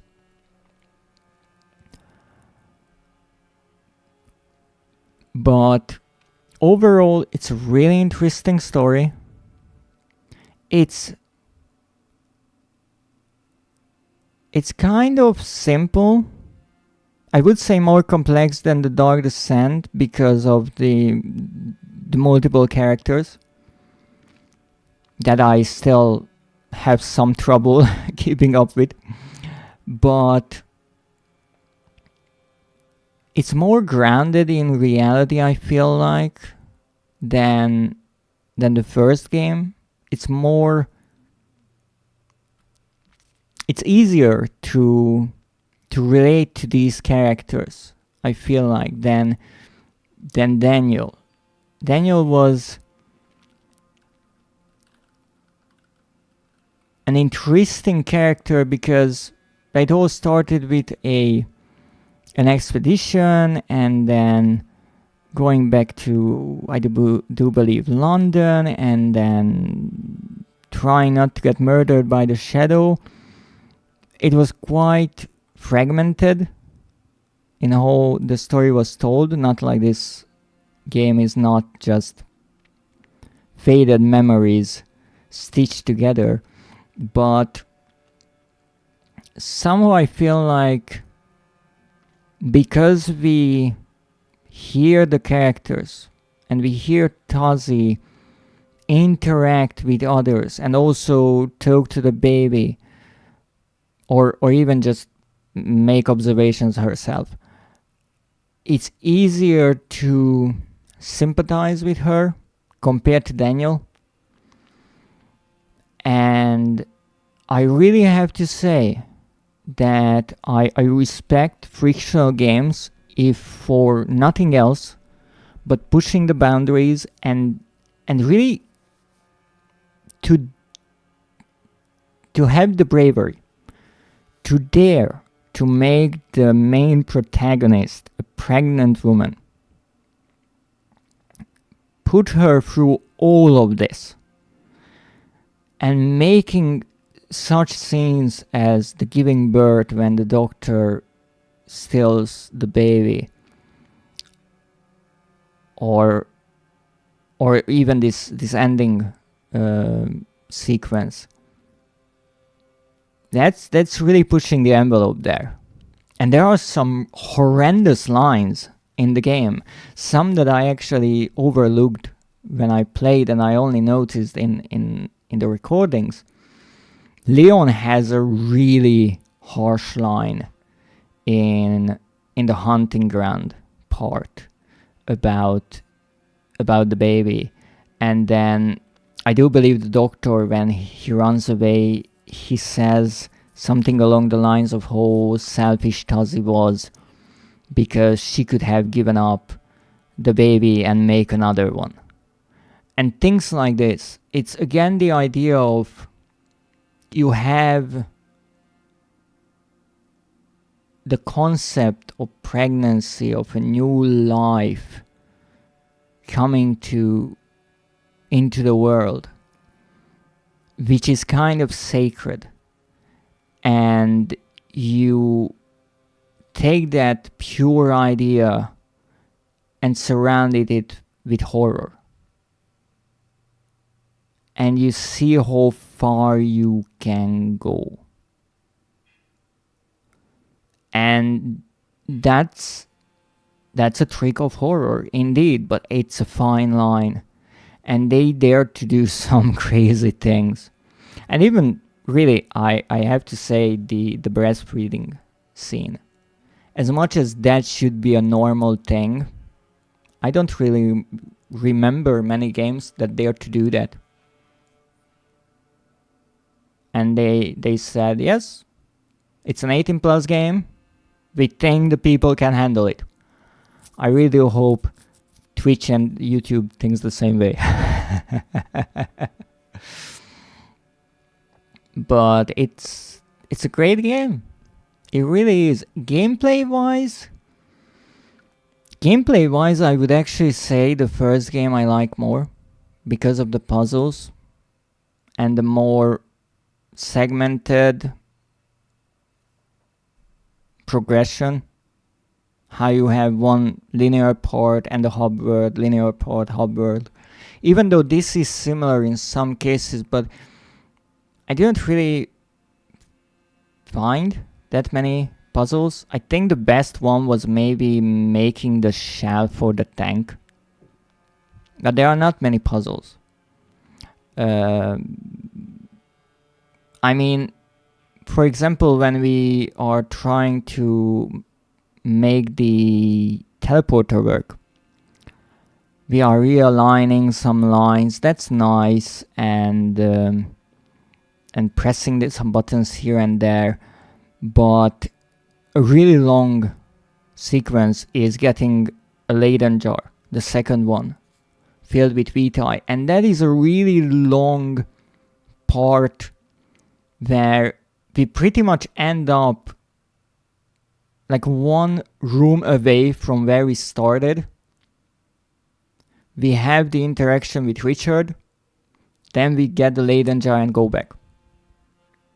And yes, you get to see more of how VTi is made,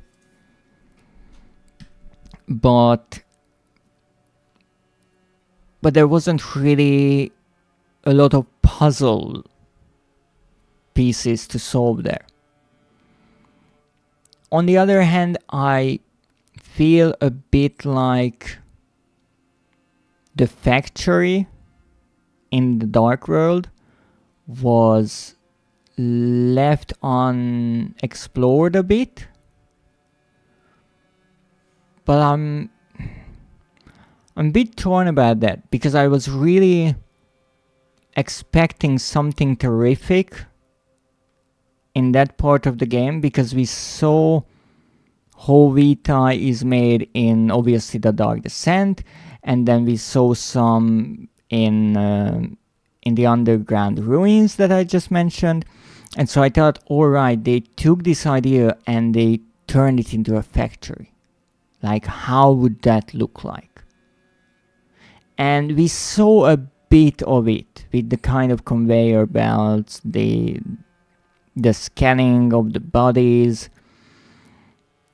But I guess because they really cleverly came up with, I mean the developers, came up with an even more twisted version of harvesting VTi.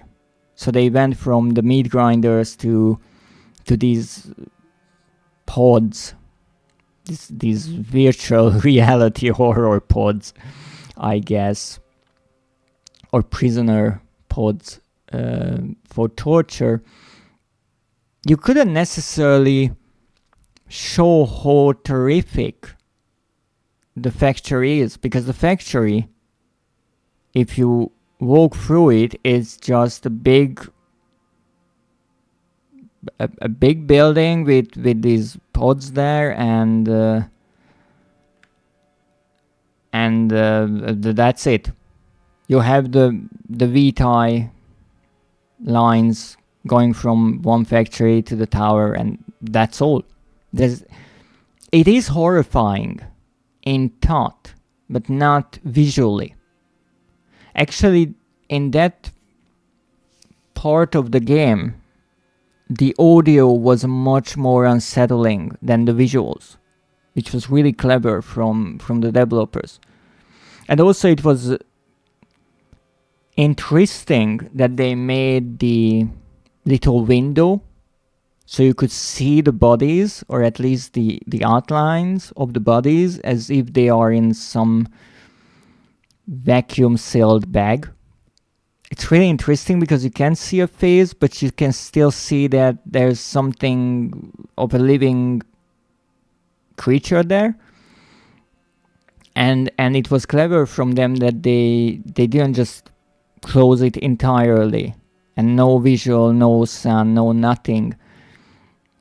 Even though that's a different kind of horror, when you start thinking about, oh my goodness, what can be inside of these? And then you maybe find a note telling you, oh, those are where the subjects are. Now, in this case, they gave some, but you still don't know what they are seeing, obviously. But you know that it's something deeply personal with them. And you obviously see that they are in distress and they are terrible. So I guess that is why that part didn't become that highlight that I was kind of expecting, because it's just a different kind of horror. And it's clever that the developers realized that, look, we can't make a long map in the factory because it would be nothing. So they made this part where we have to navigate through it, or the ruins of it, and we see some of the things, but we are mostly concerned about the floating creatures trying to kill us.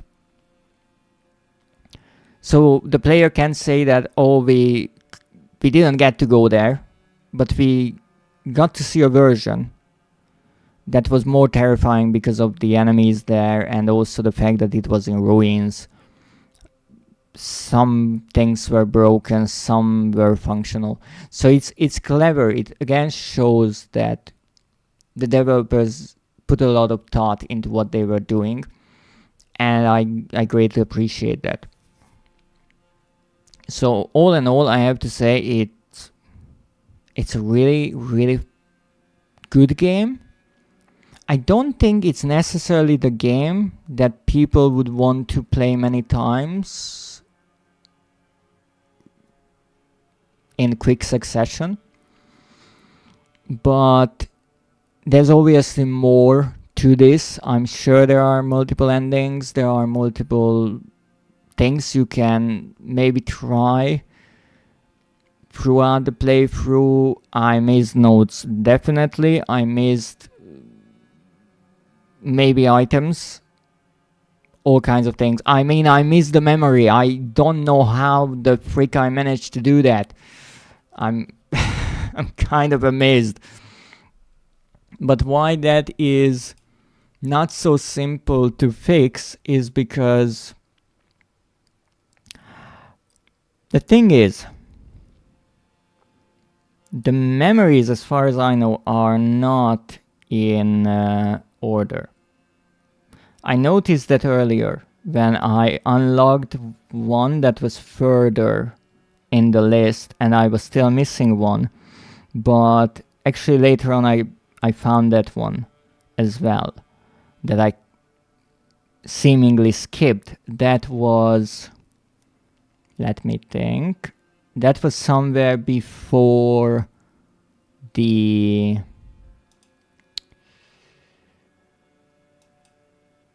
fort. So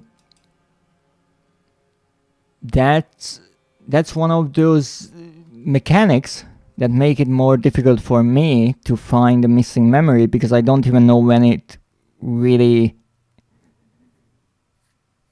happens. It's not like I know the previous memory's location, the next ones, and I'm like, okay, in this part of the game I missed something. Just go there. That's it. But hey, we will obviously go back and look for all the trophies, because the hunt is not over. But first, let's see. 60%, isn't that lovely? Now, what did we get? I think we got 3 trophies?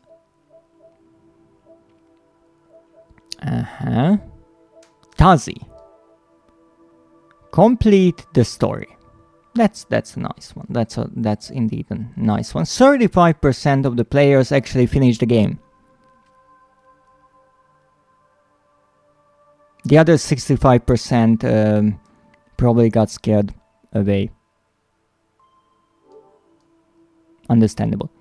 Historian, that's for finding this hidden letter. So that's maybe the one secret that I actually found.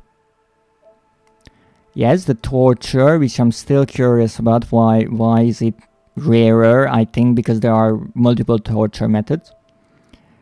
Collected notes to fill a journal. I'm still not sure what that necessarily means, because I definitely missed the journals. So maybe it's like half of the journals or something like that. Lightbringer. I used a lot of matches, that's fair. Iconoclast. Sacrificed everything to cast down a god and end suffering. So this was the ending of the game that I chose, and again I think there are more. Okay, maybe I only got 2 trophies. Yes, I think I only got 2 trophies. Now here's the thing. I'm not sure. I will have to quickly check how many streams I spent with this game. I know I'm on top of things, definitely. This is a professional stream. If anyone says otherwise, just tell me. I will take care of them. I think this was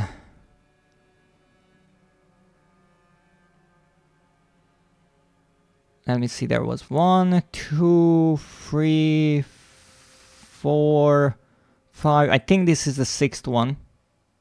And this is like a half stream. So I spent 6 times. Well, I would want to say 4 hours, because every stream of mine is usually 4 hours, but I was rambling quite a lot and talking about my ideas and opinion about the game. So let's say each stream was 3 hours long gameplay, and that also accounts for this shorter stream today. So that is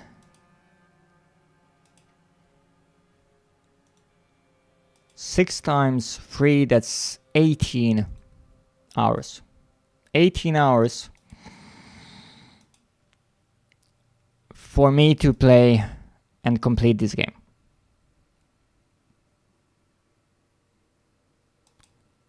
And I have to replay it, definitely. Because I have to find out the journal entries, get different endings,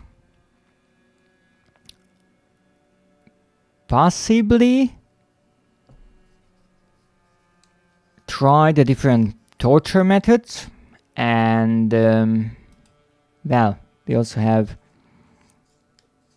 the fact that I'm missing more trophies, so potentially I have something like find all the matches or some insanity like in the previous ones. So overall, it will be another like 30 hours for me to get through all this. No, just for the fun of it, I will look up this game on how long to beat to show my point. So here it says that the main story is 8.5 hours. It says the main story plus extra is 11 hours. I spent more than 20.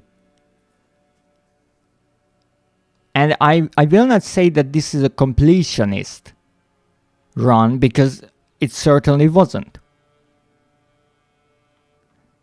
So, as I said, if you see any numbers on that website, double it, round it up, and then you're in the ballpark for how I play. But let's see the endings, because we are finishing the game now.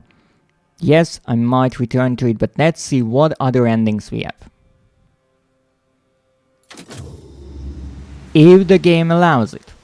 Now you see in the first game, when you finish the game, you could reload it and it puts you back at the last checkpoint, which was right before you enter the inner chamber and make your choice regarding the ending of the game.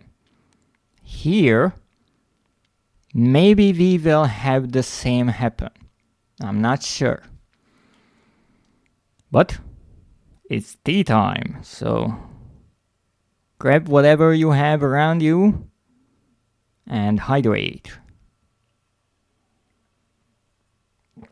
If you have tea, you already have an extra point on my card.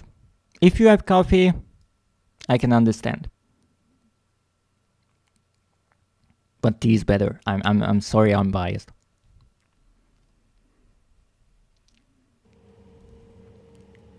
Yes, indeed, we are here.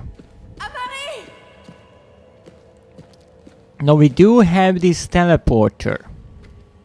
Right. So that's something that I'm not sure about why it's here. Because I wanted to take the child and go back to Paris, but it didn't work out. So the teleporter is either here to give you false hope, or I was so set on destroying the queen that it led to the demise of Tazi and her child. Now, this time around, I will actually pay attention to the surrounding. That's what it is. She had no right to take the decision. She was thinking with her heart, not her head. God damn you! Speak to me! Save us! Please! It's almost comforting God damn you! listening to him. Cry for me. That's it. Oh, goodness. I was finally enjoying myself. See you, you piece of filth! She will not answer. What have you done with her? You must listen. I am trying to save. Stop!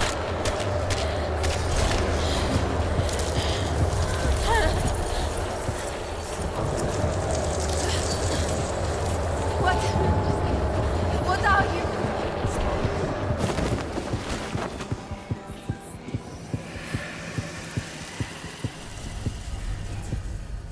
Have no fear, Tazi Trianon. I I don't. have no wish to hurt you or your child. Then let us go!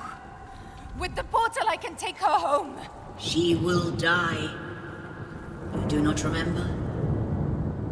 The child will be born with a sickness. It will waste her to nothing. Here with me, she can live. Here, there is hope. No. I thought I cured her. In that horrible place. You showed me. A temporary respite. As with her sister, the illness is too deeply rooted. I am sorry. VTuber can halt this decay for a time, but is no cure. She will always need it. Follow. I will take you to her. It's really interesting again, because the way the Queen speaks, it feels almost kind. And I do Follow, really... Tazzy. You do not have much time. I really do like the way she words her sentences. Why can't I come up here? I want to come up here. I want to take a look. You are absolutely gorgeous. You cannot wait. Not if you wish to see her again. Don't worry, I want to look around so I know the layout. Let me guess I can't, right?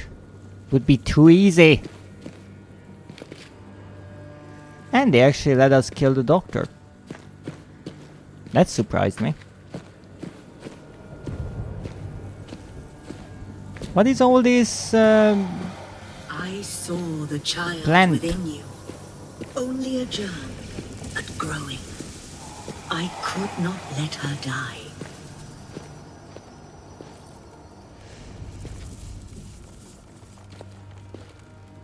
That's interesting because there's a pipeline-ish thing here as well. Wait, why are you here? Didn't you go in? I brought you all to me, so she could be saved. I told you that VTuber would give her life, but that she must stay here. Oh, so that was You would not give her one of the pipelines. You Okay. would have died in the desert. I had no choice. Yes, yes, But to make you into something I could control. yes.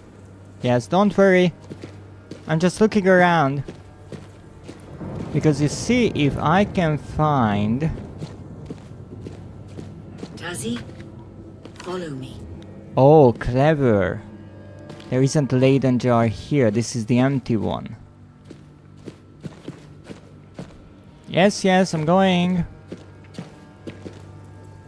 I just always get lost, you know. Sidetracked. Don't worry about it. I would care for her. I could be the mother I was meant to be. Well, let's see how that will turn out.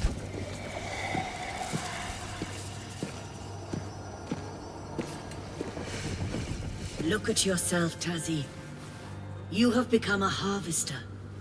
Soon your mind will be nothing but hunger.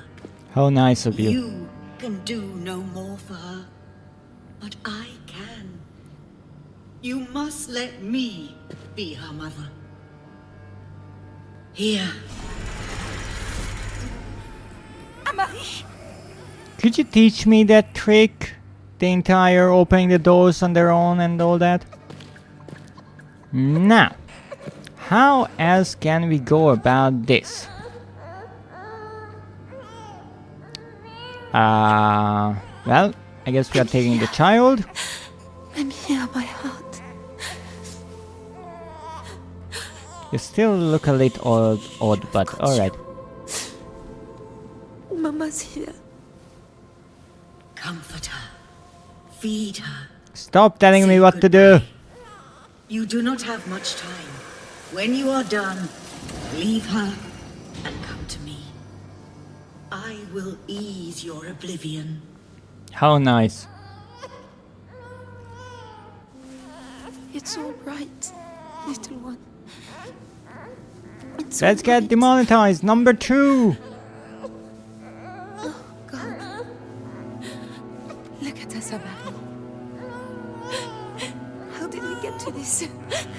It's a long story. If we try to go home, can I find a way to keep you safe? Who knows? Or will it be Alice all over again? Poor Alice. But to leave you here with her and all of those things that they have to do to keep her alive. What are we to do? Hush now. Lullaby. I wonder if there's milk in this For world. sleep is coming. Hush now. Also, clever developers, they saw through the censorship. It's okay if you don't see a nipple. So cute. Well, let's hide it. With what? Well, the child's mouth, of course. I'm sorry. That's a clever idea.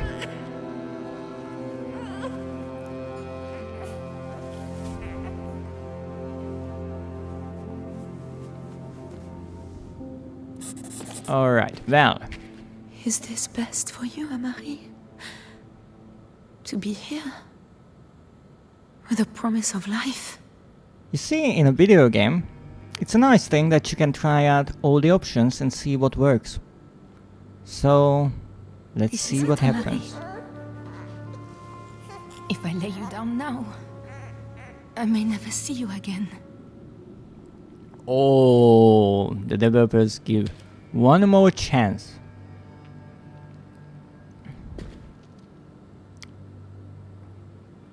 I'm sorry, Amari. Here, you have a chance. Here, you will have a life. The little monkey.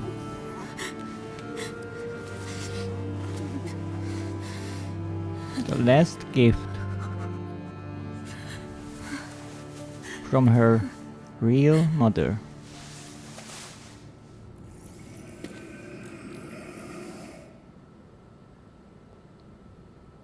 Let's take this. Well, apparently we are not taking that. Thank you, Tazzy. I will protect her. I will love her. You'd better. I am sorry that this was your path. You carved it.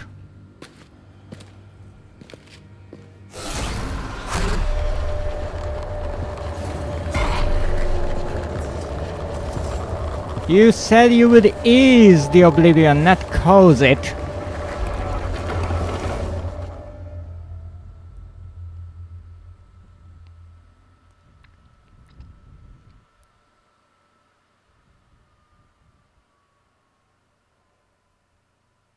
Is that it?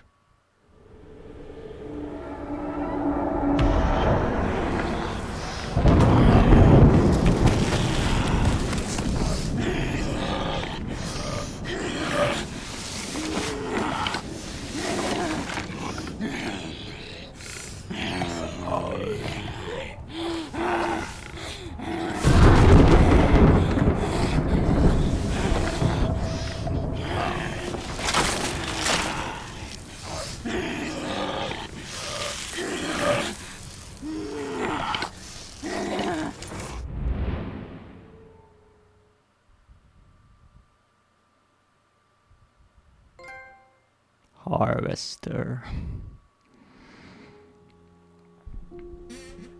I'm a bit surprised that the developers did not show the player more of Tazzy's transformation, because that would have been even more heartbreaking to see how she slowly loses herself and forgets about who she was, her husband, her child, or rather, her children. And here they yes, they gave some sort of an ending with how she puts down the notebook and in a way leaves behind her life. But when she glanced towards the tower, she still remembered the child. So somewhere in the madness, she was still there. And just like in this drawing, I can imagine that she, as much as she was able, would have kept an eye on the child. Or in a way guarded the tower. And the thing is, with this ending, I do not think that this is necessarily the fitting ending, because in the last moment when you are really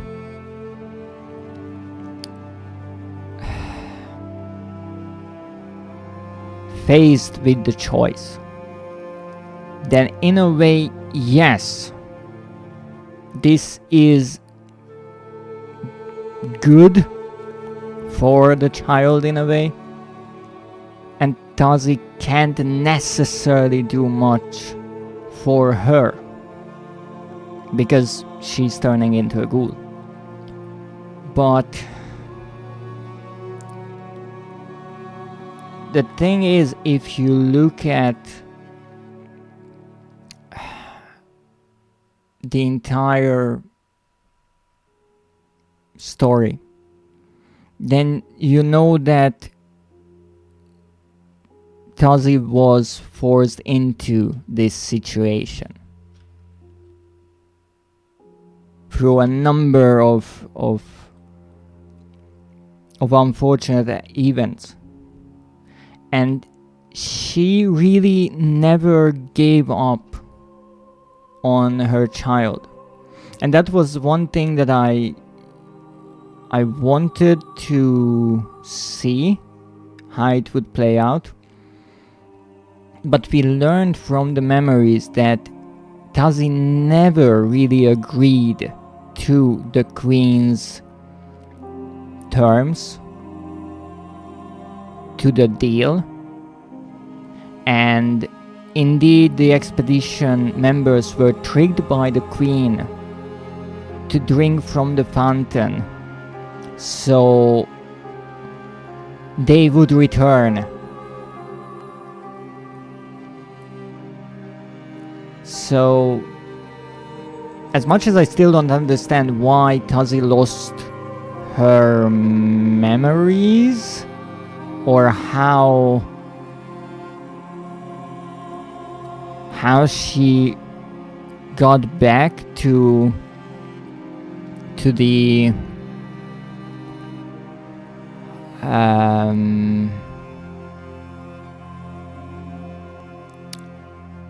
to the plane, I'm really not sure about that. I think the doctor has an offhand remark about how she left, and I guess went back to the plane to then go to the caves and find Salim. I think that was the idea, but that kind of final piece of the circle of this story that's missing for me a bit.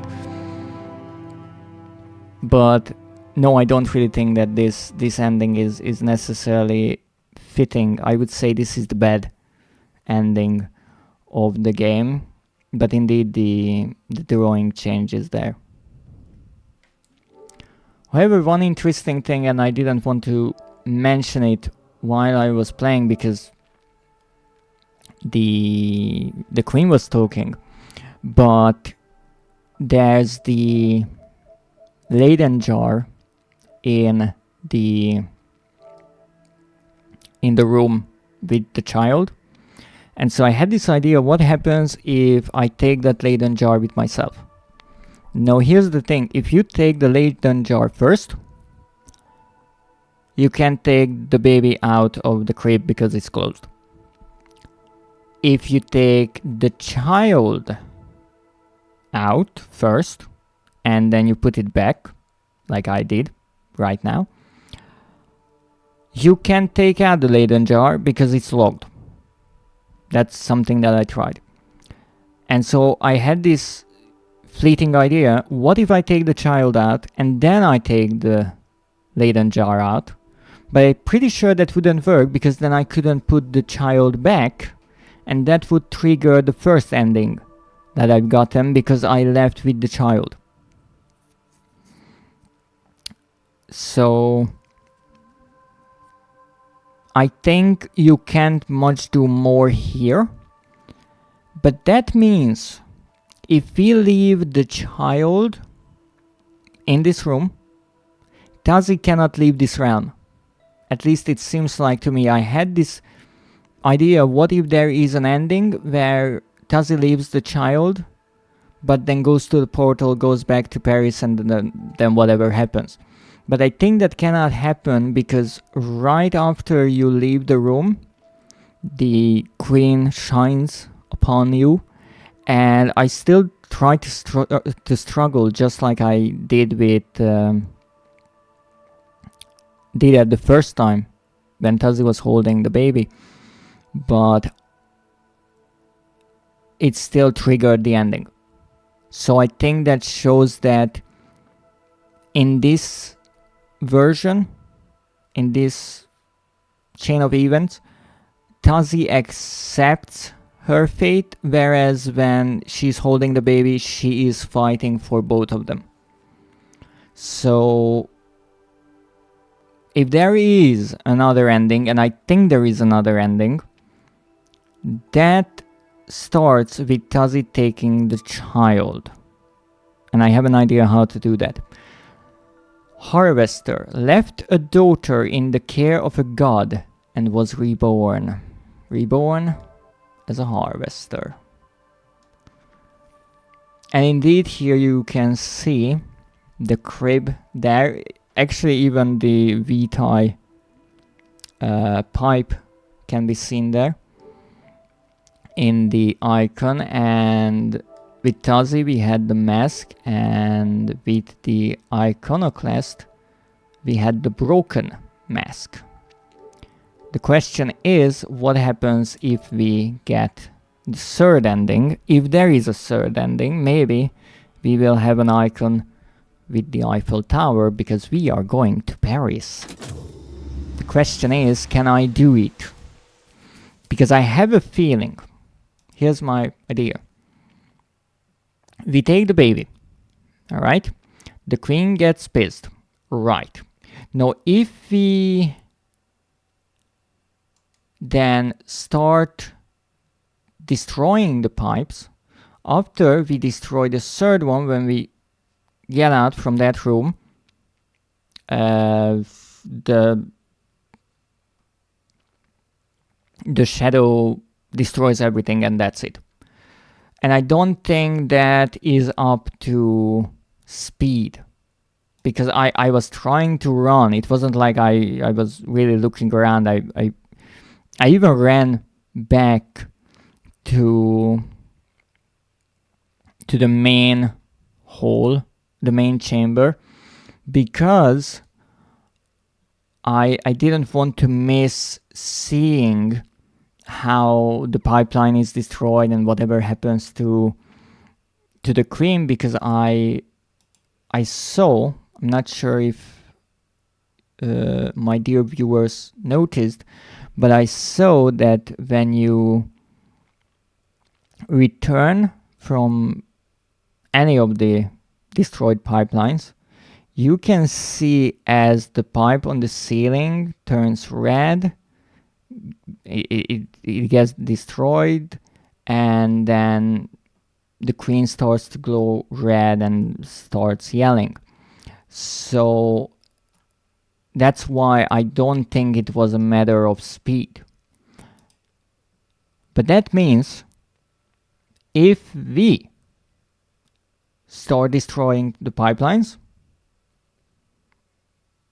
that triggers an ending. So what happens if we don't?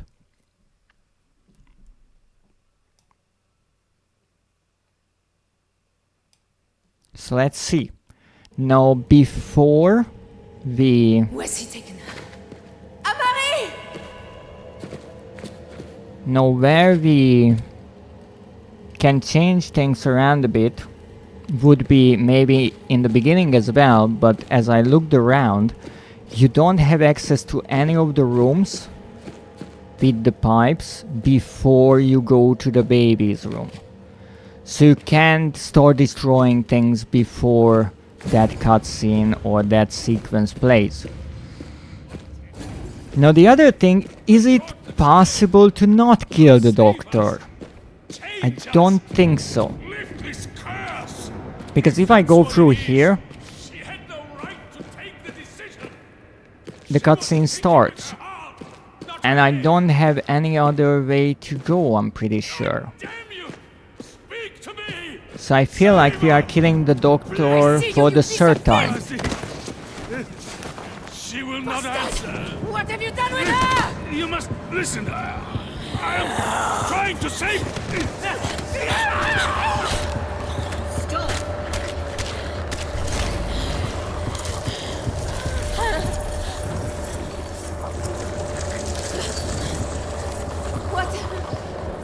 What are you?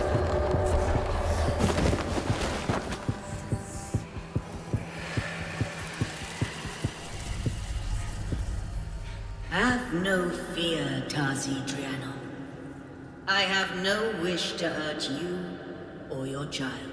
Then let us go! With the portal I can take her home. She will die.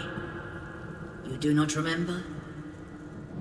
The child will be born with a sickness. It will waste her to nothing. Here with me, she can live.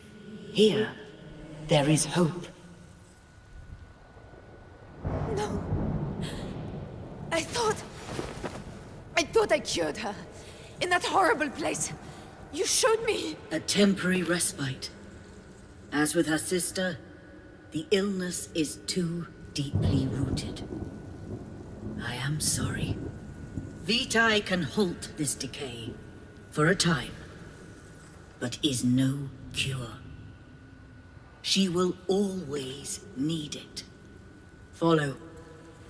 I will take you to her. So there are a few interesting details here that I didn't necessarily recognize or notice right away. One is... Follow me. Yes, I will. One is the doctor will die anyways. However, it's a good question, why didn't the Queen answer to the doctor? And I think partially because the doctor wanted things to be reversed, You want but to the say Queen... your farewells. Do not leave it too late. But the Queen knew that there is no going back for the ghouls. It's not like even she, the Queen herself, could stop that. Even though it's a good question why she didn't only Tazi, make Tazi Follow me. drink from the fountain, but I guess it was somewhat unimportant. It's again... The choices of the mortals are not necessarily that valuable. Come with me, Tazi Trianon, before you are lost. To the Queen of this world. Also, I'm curious, will she really get pissed after a point? Okay, I just make a screenshot if you don't mind, because I think you are gorgeous. I don't want that Follow, Tazi. silly You do not have much wide time. dot in it. Oh, this is not good. I'm sorry, I'm trying to look at your beauty. Okay, maybe like that. We can hide the dot there. gorgeous. Smile for the camera, my dear. Look at that. You cannot wait. Not if No, you wish the to other see thing her that was again. really interesting is Tazi asked, "Who are you?" Because obviously she didn't recognize the queen like that, and then the queen appears in this I spiritual saw the form, child within sitting upon her Only a throne, I child, guess, but growing. I could not on let that- her die. on that chair. And then Tazi realizes, oh, that's the queen. I just realized I can still jump. Oh, thank you for the hydrate and the stretch, Mooser.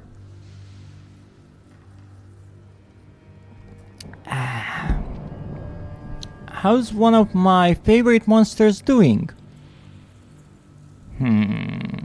One of... Do I have competition? But I am quite well. I finished the game. Got 2 different endings and now I'm attempting to get the 3rd one. Oh, Zev! Thank you for the daily check-in. How are you today? I know you were battling with some illness the other day, so I hope you are feeling better. Just woke up still sick. Oh, poor Zev. I hope you will get well really, really soon. You certainly deserve a bubble tea. I'm the mother of monsters. A mother shouldn't have one favorite.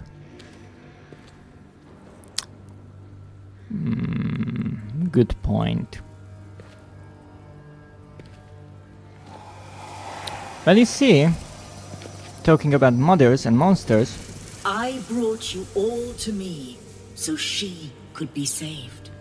this lovely lady is a queen who can't have a child, so she is attempting to take the player character's child. Not so nice.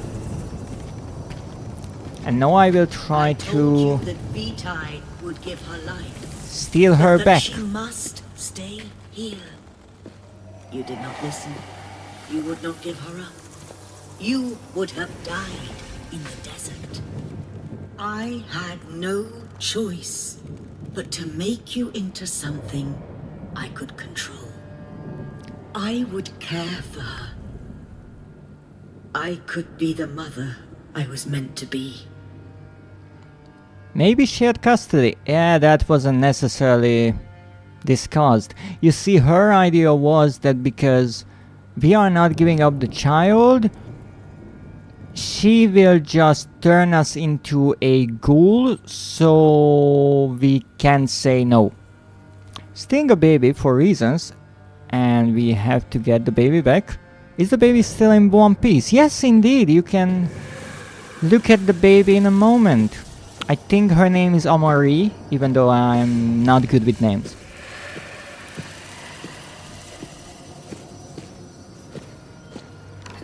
Look at yourself, Tazi. You have become a harvester. Soon your mind will be nothing but hunger. You can do no more for her, but I can. You must let me be her mother. Here. Amari! Free babysitter. Yeah, she wants to be a bit more. Alright, no fighting 4 bosses to get the baby part back and get the baby. Yeah, that's a different one. You are thinking about a longer series there. And as I said, her name is Amari and not Rose. So, you can see... that's her. In a little blanket cocoon. Ooh, a child. I have to say I'm not necessarily fond of children either. Ooh, it's wiggling. Ah. Well, I know, Zeph, you are sick, but I know what's coming, and she will do more than just wiggle. So you might want to look away for a moment. I'm here. I'm here, my heart. Shh, I've got you. Mama's here. Comfort her. Feed her. Say goodbye. You do not have much time. When Can I you're have done, some fucking privacy? and come to me. Thank you. I will ease your oblivion. The strength of a mother. All the things Tazi went through. It's all right, little one. It's all right. Oh, God. We are not talking about the nipple. It's not there. How did we get to this? If we try to go home, can I find a way to keep you safe? Or will it be Alice all over again? But to leave you here with her and all of those things that they have to do to keep her alive. What are we to do? Hush now. Lullaby. Close your eyes, for sleep is coming. Hush now.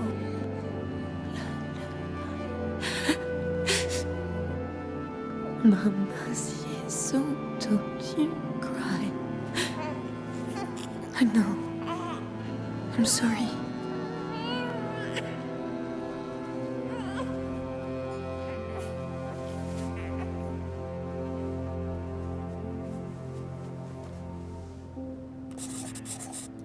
I have to say I'm almost disappointed that no one redeemed the thing of the children redeem. But hey, not to make a joke out of this, it is a nice moment, and honestly throughout the entire game something the developers really nicely represented. It's a mother's love for her child and children, and that is indeed a force to be reckoned with. Parents are capable of insane feats to protect their children. Just draw a mustache on the baby so the ghost lady thinks that's an adult. But she's a girl. So also I don't have a Sharpie. I mean, let's look at it. I have a monkey plushie, or a ring. That's Tazi's dead husband's ring. A radio, it's probably not working. I have some laudanum that I never drank throughout the entire game. Capsules to destroy this entire place. Some lamp oil, except I don't have the lamp anymore. And we have the injector. Girls can have mustaches. Good point. I don't have a Sharpie. Do you want to have a mustache? I don't know, some people, well, pretty much all people say that babies are adorable, but I guess that again shows that I'm a monster. So, Do I refuse her? And you and I step out then, see what comes to us? newborns are ugly. Ooh, that's a hot take from Zeph. I obviously, as a streamer, cannot, under any circumstances, agree with that. I will just say that the graphics are not helping here.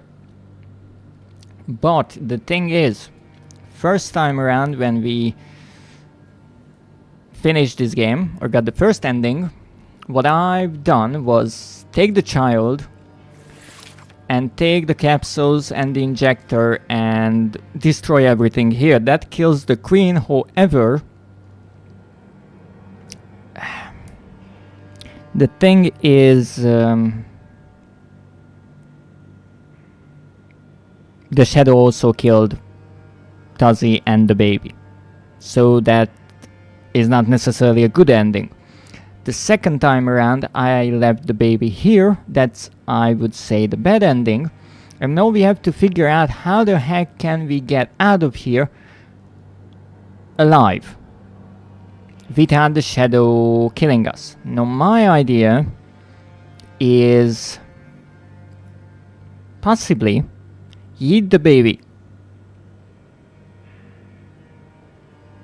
Kind of that, but not necessarily. So I can take this Leyden jar. This actually closes the crib, but that's okay. What I can do is get back to where I came from, throw it like a football. That reminds me of a scene that kind of happened. So no.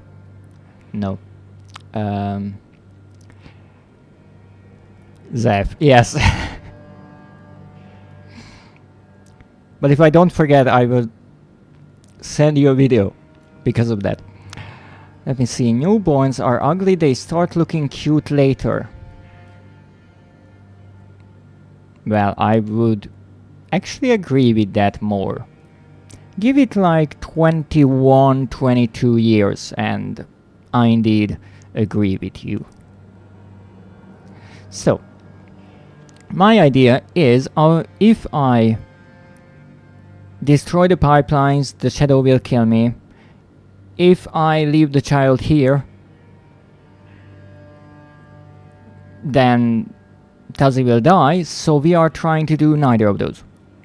I'm just helping by bringing new ideas. Indeed, I like new ideas. Who knows, maybe we will end up throwing the child into the porter. How can you protect her out in the world? The disease will ravage her as it did your other child. Don't worry. You have given me no choice. No. Save her from you. No, you shall not. I can't kill you, but I can try to get away from you. Now stop this. Do not run. Stop telling me what to do. Shh. Now be quiet. We don't want to get murdered here. Her body will fail her. It is your legacy. Don't worry. So we go through here.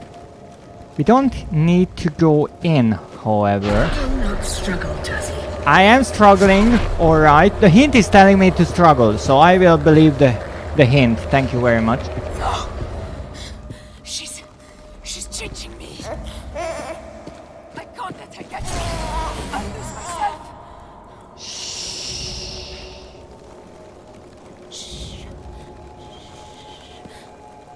Now, next idea. I will keep her whole. You could not accept. I think that is where we came in here.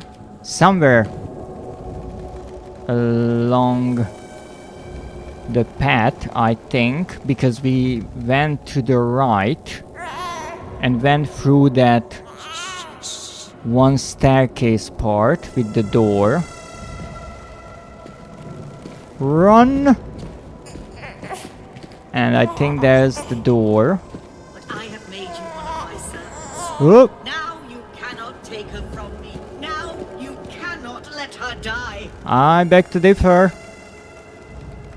So I think if I reach that door, I can get out of here, hopefully. Really? You're losing yourself. No, I am not. Now.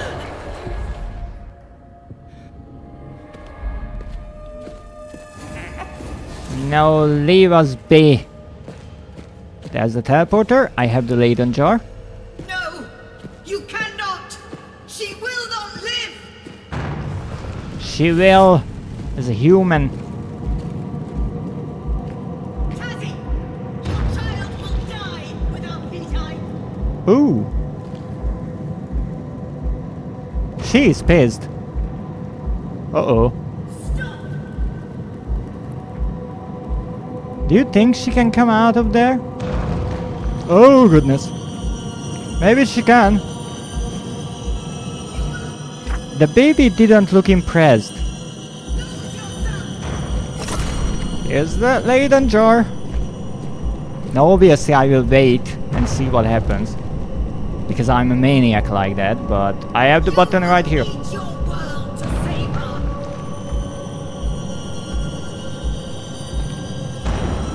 her! Ooh, she's real pissed.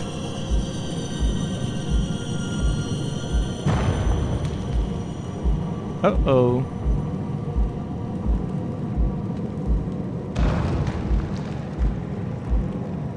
Look, it's your tower. You're the one destroying it. Ooh.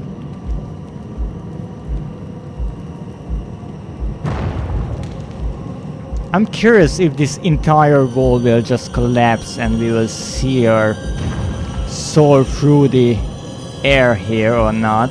I don't think so, but... Oh! Okay, okay, okay. No, no, no, no, no. Don't you dare. Don't you dare.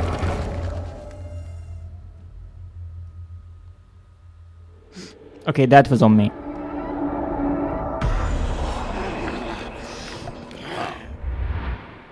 Oh, interesting. It throws us back once again. But where? Oh! So indeed, she can force Tazzy to do what she wants.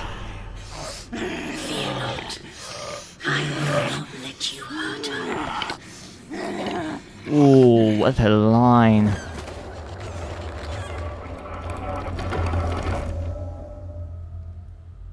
Saying that to the child about her own mother.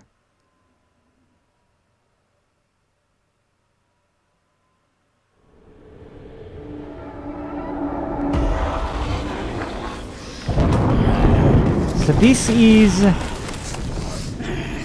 an ending, a sort of ending, where Tazzy becomes a harvester, but not because of her own choice. And the difference is, in this cutscene, the monkey's here. Because she couldn't give it to Amari. That's interesting. So there's a third ending and possibly a fourth one.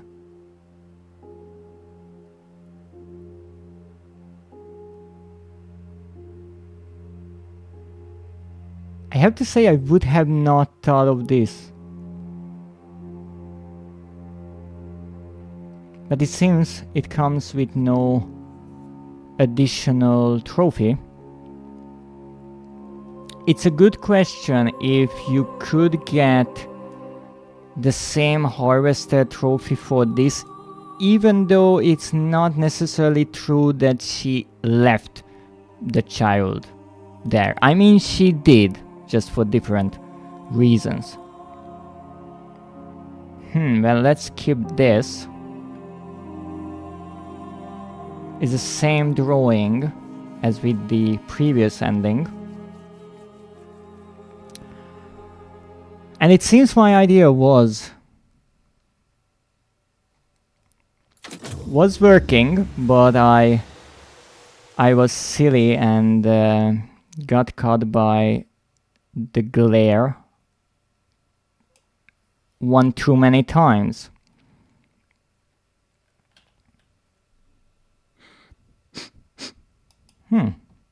What's that familiar smell? Ah, I know, it's a Zap, isn't it? Oh yes, it is.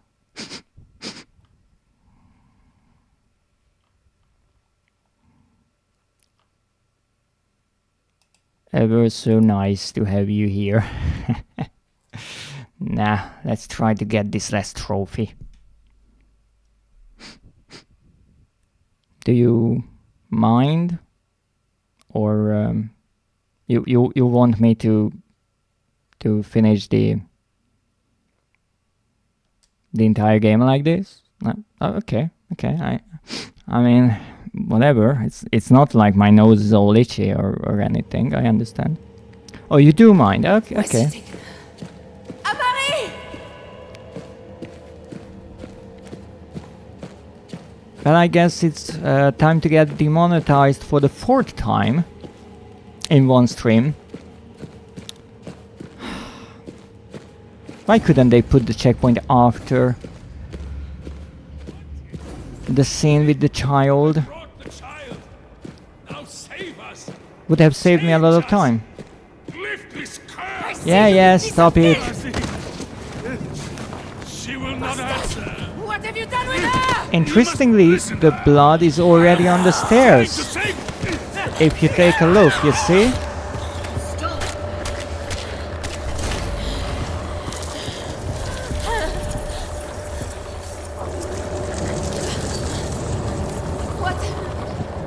What are you? Finish my overtime. That's wonderful. Just came back in time for murder. No fear, Tazi Trianon. I have no wish to hurt you or your child. Nice. Then let us go. Stop. With the portal, I can take her home. She Yay, will murder. die. You do not remember? The That's just child red will be paint? born with a Maybe. sickness. It will waste her to nothing. Here with me, she can live. Here, there is hope. No. I thought I cured her. In that horrible place. You showed me. A temporary respite. As with her sister, the illness is too deeply rooted. I am sorry. VTuber can halt this decay for a time, but is no cure. She will always need it. Follow. I will take you to her.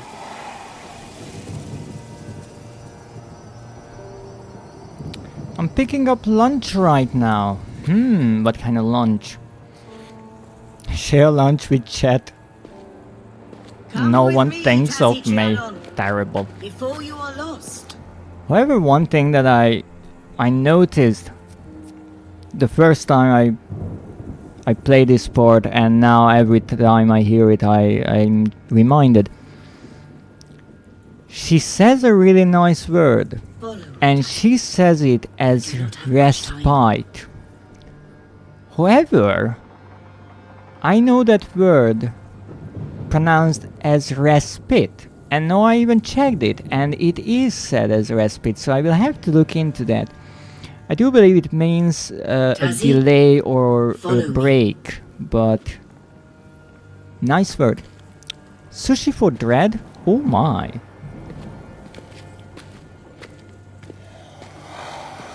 I How nice saw of the you. child within you, only a germ, but growing. I could not let her die. You know, there is this saying that there's an inner child in everyone. I think she took it literally when she said, I saw the child within you.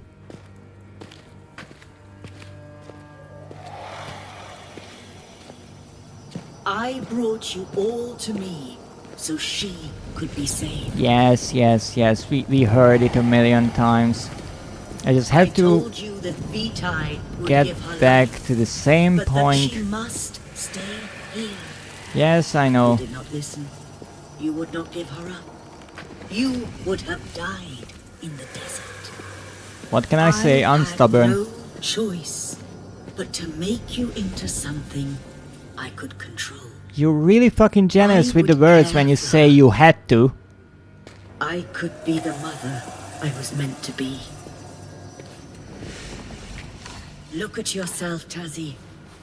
You have become a harvester. Soon your mind will be nothing but hunger. You can do no more for her, but I can. You must let me be her mother. Here. I think Tuzzy would need some sushi too. Motherhood? No thanks. Oh yes, yes. Well, for those who might not know, Link is famous or infamous, depending on your views, when it comes to kids in video games. You see, when Link is around, kids in video games seem to how can I say it nicely, seize existence. So yes, they are a huge fan of kids, and it's so nice to see that Zeph is also a huge fan of kids. So this is the greatest game to play when they are here. I too hunger for bubble tea. Oh goodness, that could be such a great short horror movie. Hunger for bubble tea. It's like a slasher kind of deal. Great, great. Quote, why is the lamp not lamping? Well, that lamp is lamping. My lamp is not lamping because I lost it. But I still have lamp oil for it in case you want some. I don't know what to do with it. I also have this laudanum. This is the only one I've gotten in the entire game. And I never drank it. So maybe it would be time. No proof that they breathed before. What a loophole. True Zeph, yes. Why is the child not lamping? Because they are not a firefly? Lamp oil? Yummy. Oh yes. Yes, indeed. The baby yearns for child labor. Oh no, Zeph and the Rim World practices are coming back. I'm sorry, child, you will soon be cleaning up vomit from the floors. You have to combine the oil with the baby first. What, we are deep frying the baby at this point? Oh goodness. Okay, so I have to get the child. I'm here, my heart. Thank you for the daily check-in. I've got you. Mama's here. Let me eat the baby. Feed her. Say goodbye. You do not have much time. When you are done, leave her and come to me. I will ease your oblivion. And the thing is, I can't skip. Okay, I can't skip, so here comes, I have to give a warning. Here comes a terrifying scene where the baby sucks the life force out of her mother. It's all right. Just hot glue some sponges to the baby. They crawl around anyways. They might as well clean the floors. I think there was a real product like that. Nice job, Chooser. How did we get to this? Brilliant. If we try to go home, can I find a way to Applause for that. What a timing. Or will it be Alice all over again? I would also like to state that someone in the developer team had to make realistic boob physics for this. And I'm not sure how they included that in their resume. Did they have to do to keep her alive? What are we to do? Hush now. Like, imagine that person is trying to explain, like, you know, there was a real big technical issue with the child's nose clipping through the boob, and so we had to do this really elaborate physics engine. Yeah, that was me. And everyone is like looking horrified. What the heck kind of game they were developing here? I'm sorry. Has to be some 18 plus real hardcore game there. Yo, boobs! Not boobs, just boob. Really important. Maybe they had that skill already. Maybe. But they make games that have anime boob physics now. Oh yes, that's... I mean, that's been in Japanese games for a long time. So let's be honest, the Western studios are all only catching up. Like, realistic boob physics are a thing of the past. No, we have like ultra realistic ones where they are just bouncing all over the place. Now let's try to do what I tried to do first time and then failed because I'm a moron. Please, Tazzy. How can you protect her out in the world? Well, I was thinking that I will just walk out. Soon boob physics will take over the disease world. will ravage her as it did your other child. You know, I wouldn't mind She that must too have much if Vitae, or she cannot live. my world would be I robbed had by to make some you one boob of physics. I'm sorry, but you would have seen her die. Yes, yes. Welcome in, Alice. At the perfect time, we are trying to finish the game and get hopefully the last ending and not die. Hopefully realistic ones and not rubber ball like boob physics. Yes, that's one of the problems with new games and really everything. They are just overdoing it. They... You know, this is a bit off topic here, but honestly, people should really learn to value a nice pair of breasts. Not these rubber ball silicone, I don't know, abominations that people are into these days. Goodness. Nice, indeed, nice. Okay, You no. have given me no choice. No, I'm not going insane. Save her from you. No. Nah. Come on. Can't have her! Do not run! I hear her, Tazzy. It's alright, Emily. The moral of the story. Be careful because a child's crying can get you killed. Fail her. It is your legacy.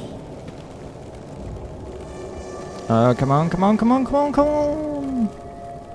Come on. Yes. Now we're running. I will try to get through this without getting caught, which is, well, questionable. Let me see. Unrealistic big boobs just make me think about how much their back has to hurt. Actually, that's my first reaction.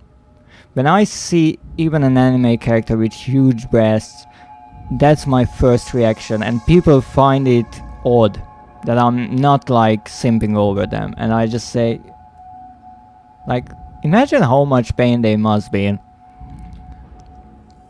People need to value a nice pair of breasts. I need to throw dread saying this.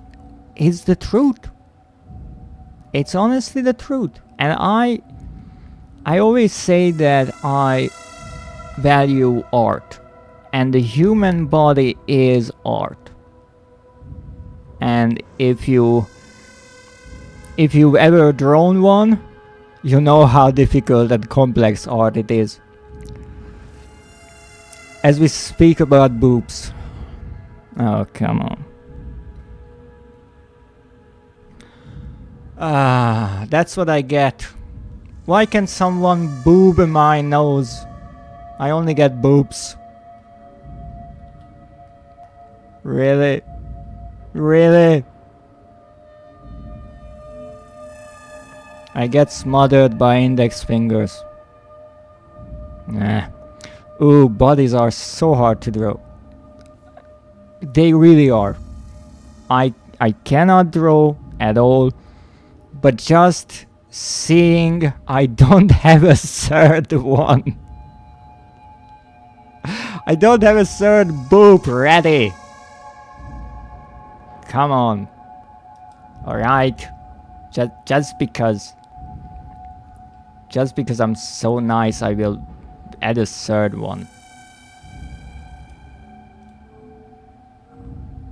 How can I rotate it? Okay, Link, where do you want to be? Top or bottom? Thank you kindly. Where should I put your finger? On the top or on the bottom?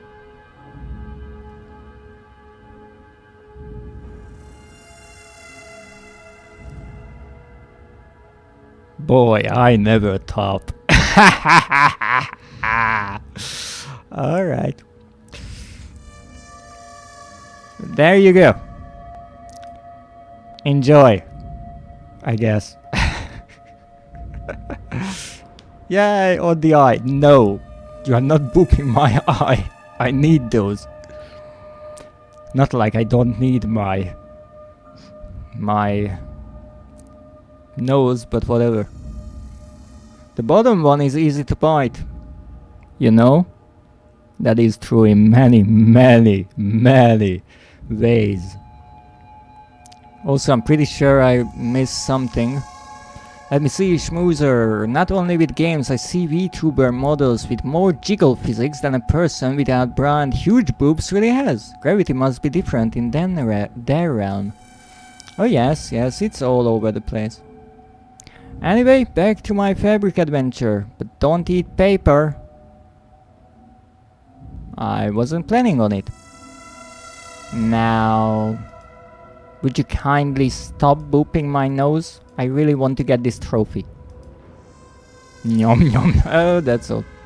But do you really need 2 eyes? I have to say, I never really thought about it like that.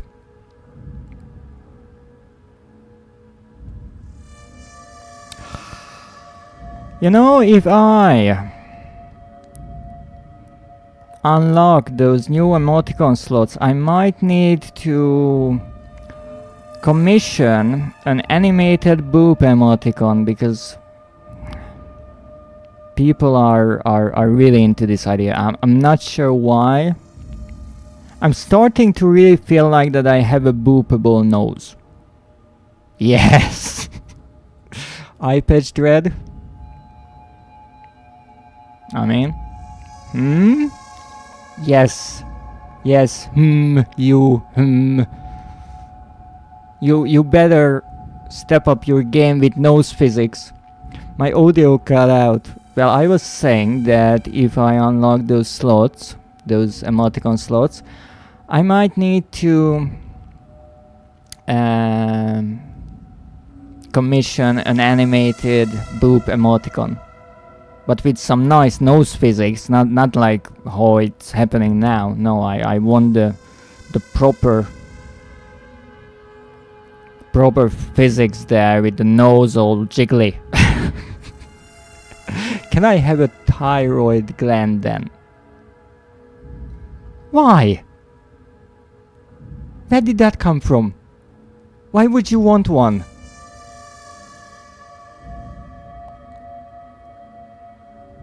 I know you said one can live without it, but no.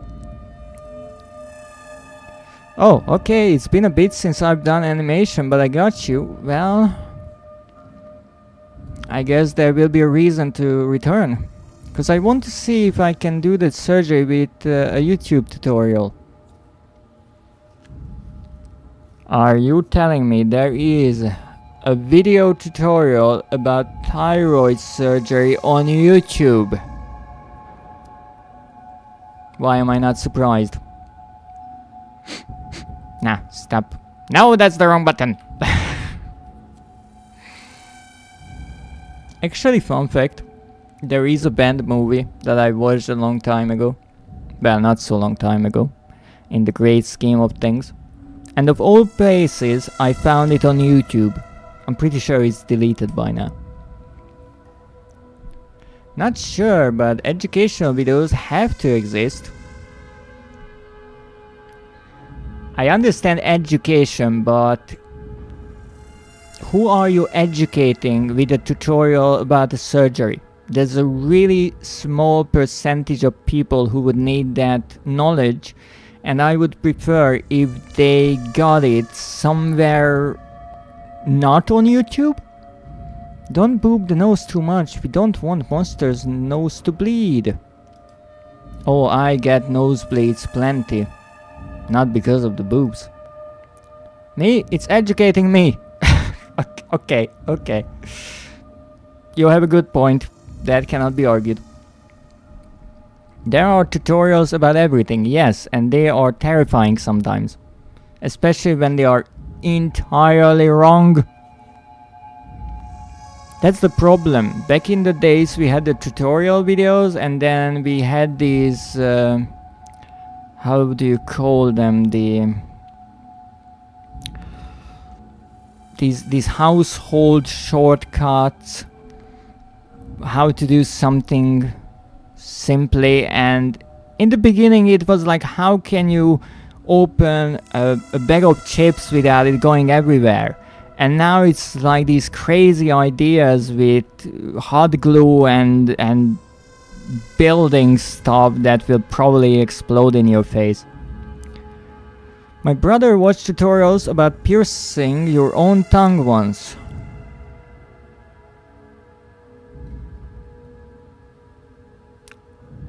Can you reassure me that he did not go through with it? Yes, because the need to make videos and the normal stuff is already used up. Yes. He did not do it. Good. Even though, as far as I heard, most of the time, as I know, the tongue piercing is placed in the middle of the tongue, and the procedure of it is actually really quite simple. They have, I would guess, a custom tool that is like a clamp. They grab the tongue, and at the end of it there's a little circle, and that goes through a needle. And then they clean it out and put the piercing in so it can heal.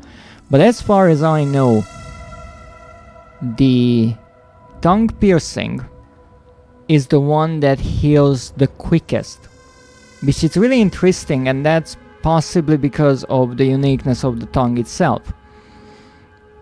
So even though you can't eat for a bit of time, and the tongue really likes to expand then, and it becomes difficult to even drink. It heals relatively quickly. However, why I have to absolutely say not to ever attempt it is, first of all, you want to be dead center and straight.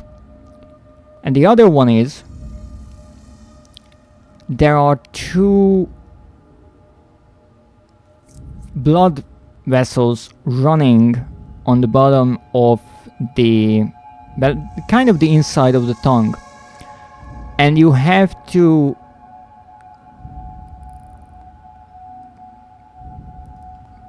thread the needle through the tongue right in between them. If you get one of those, you are in a lot of trouble. So please, if you want a piercing, go and get it done professionally, and not necessarily I don't necessarily mean that it's necessary. Okay, let's try to say that again. The point is not that a professional will have that much more expertise in certain cases, but it's a clean environment. They can see clearly what they are doing, not you trying it in a mirror with some half-cleaned equipment. Let me see, I just looked into stuff like that a while ago because I wanted a split tongue, but it is too risky. Indeed, a split tongue is a risky endeavor. It's a nice one, I have to say, but I cannot imagine how that heals. I've seen them online, split tongues, but I don't know how long the recovery period is. I would assume obviously much longer than with a tongue piercing. And actually I'm not sure if it's done at once. I faintly remember hearing that they do it in parts, so they cut it more and more and more, so it's not like, hey, here's your tongue, we just cut it in half. It's just between everything important. If you make a split tongue, it's the same thing but more risks, yes. And you might permanently damage the tongue. It's a risky thing. Depends who it makes and how deep it is desired. I honestly don't know how they would necessarily measure it. The ones I saw, the most popular, I would say, are the ones that go kind of halfway through the tongue. I don't know how far you could necessarily go. As far as I know, the tongue is a really interesting group of muscles, because when you cut it in half, after a while you can learn to move the different sides to a certain degree, so you can like swirl them around each other, which looks nice. But I'm honestly not sure what the risks necessarily are, and I don't know how it affects everyday life, because every kind of modification changes things, and especially in the mouth, that can change the way you speak, the way, even your tone, your voice, it can change. I mean, the same thing is true with teeth. I would say that a tongue piercing can have those effects as well, but there you have the option of removing it. But it's a part of body modification that I think is more well known. I'm not sure if it's more accepted. Halfway is difficult to say because the tongue is longer than most people think. Okay, fair enough. I will have to correct that. I didn't mean halfway in the entire length of the tongue, because that's really long. I meant if you show your tongue, the part that you can see kind of halfway there. So halfway of the tongue that is in the mouth. Sometimes, if the halves are not completely separate for some time, when it is not healed, it grows partly back together, yes. I can see that. That's why I think with piercings, there are piercing guns, and so I think in some ways they make the hole and then put the piercing in, and maybe with like ears and such, they create the piercing with the actual medical steel piece. So it has to stay in the wound so the body can heal around it. Because if you just pierce your whatever, nose, ear, it will just grow back together. Piercings are not as permanent as tattoos or modifications like cutting stuff. Yes, piercings can, if they are removed, they will just grow back together after a point, I think. You will still see the remnants, like a little indentation. I saw it with people who had like lip piercings. You can see a little indentation on their lips. Piercing guns are bad. I honestly cannot say anything about them. I don't have any piercings, so nah. I don't know. I also don't have any tattoos. I have this odd way of thinking about it, but again, a monster, it works differently.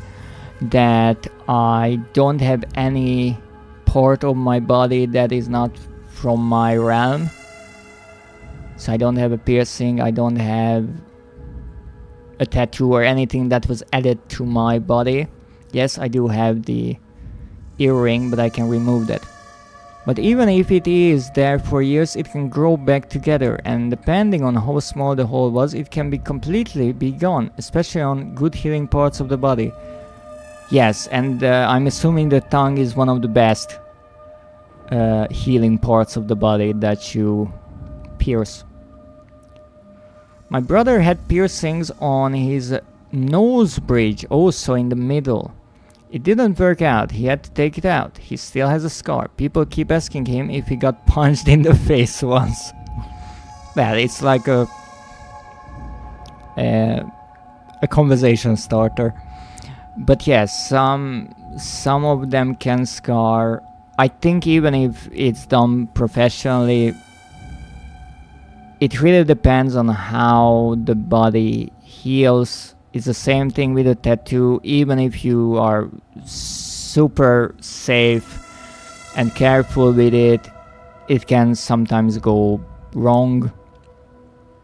And I'm sure with piercings there is also a difference based on the body part. So for example with tattoos, based on how quickly the skin grows in a certain area or how much friction and wear and tear in a way it is under, you will see tattoos lose their details or their colors. So that's why tattoo artists often say don't get your fingers tattooed because they will be unreadable in a few years. So I'm assuming with piercings there is a similar uniqueness to parts of bodies. Yes, but only if it doesn't cause inflammation. If you have an infection after piercing it, it gets more bad in the mouth than anywhere else. Yeah, I can see that. True, mouth has a lot of bacteria and can be cleaned properly. Well, it's a good question because it's the inside of the body, so the immune system is more active there than on the outside of the skin. So I would assume it's kind of balanced out. If you have proper hygiene, it won't be terrible. Because again, if you, let's say you bite your tongue, it will heal. It will hurt like a fun few days, but it will heal. Because as far as I know, the tongue and the inside of the mouth heals extremely fast. But yeah, the bigger the incision, the more it will cause trouble. My brother has a finger tattoo. The healing process sucks and at least half the color faded. Yes, the fingers, I would assume the same is true with the feet because they are constantly in shoes, socks, they are rubbing against things. But that's kind of the I wouldn't say paradox, but the thing with tattoos that the ones that are under clothes get more friction. They fade quicker.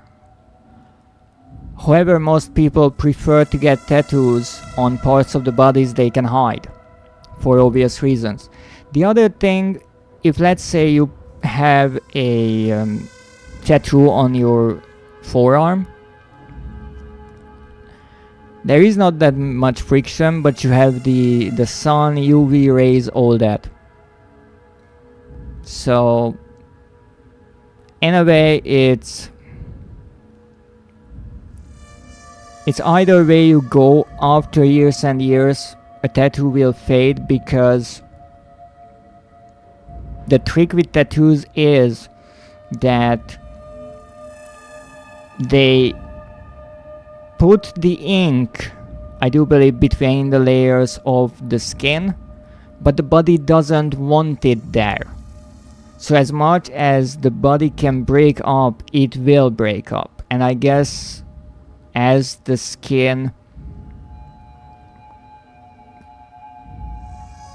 the top layers fall away, new ones grow or get created, it slowly breaks up the ink. Also the UV does the same thing. So in a slow process, it will fade more and more. If you get like a scar on top of it, then I wouldn't be surprised if certain parts would completely disappear. He did a cover up of an older tattoo. Yes, I understand why people have them or want to get certain tattoos, because they look nice, especially when they are fresh. I just always say to look at older people with tattoos and see how those tattoos look after 20, 30, 40 years. And if you're like, I'm okay with that, then it's great. If you want it in tip-top condition for your entire life, that will not necessarily work. His ex made the tattoo, so he wanted a cover-up. Yes, that's the other thing that I mentioned, how I don't want anything added to my body, because in that case, it's connected to an ex. There's a lot of emotions there, bad memories, good memories.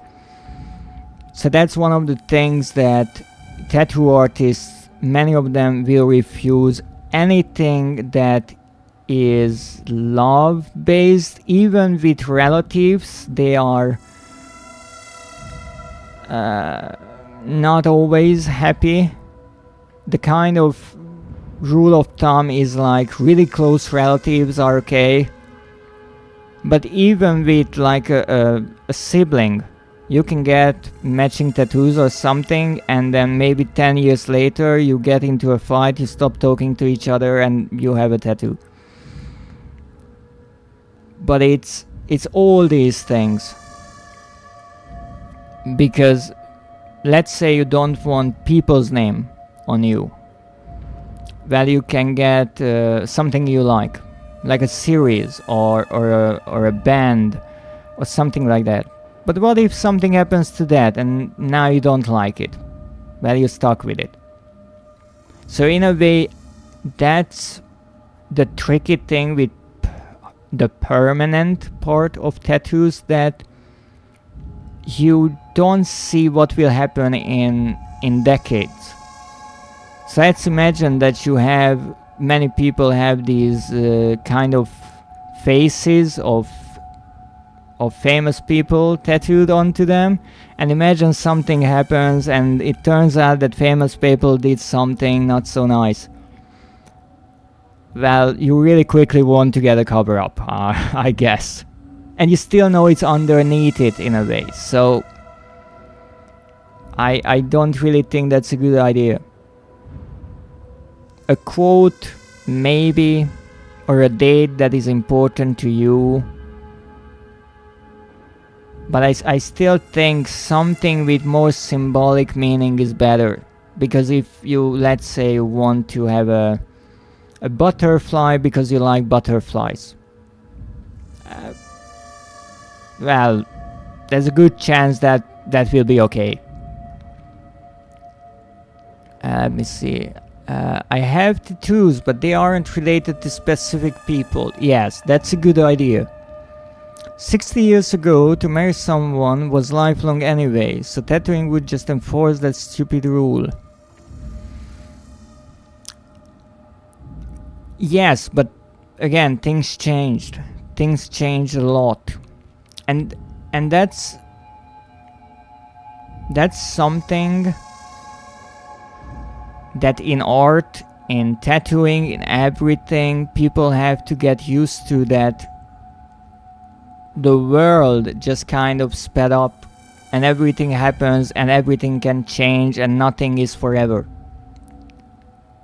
Yes, that's the point, you never know. And really, you never know, because just imagine, like 10 years ago, people had no idea how much technology would change, what world events would take place in their personal life. I'm sure pretty much something happened in everyone's life that they would have never guessed would happen.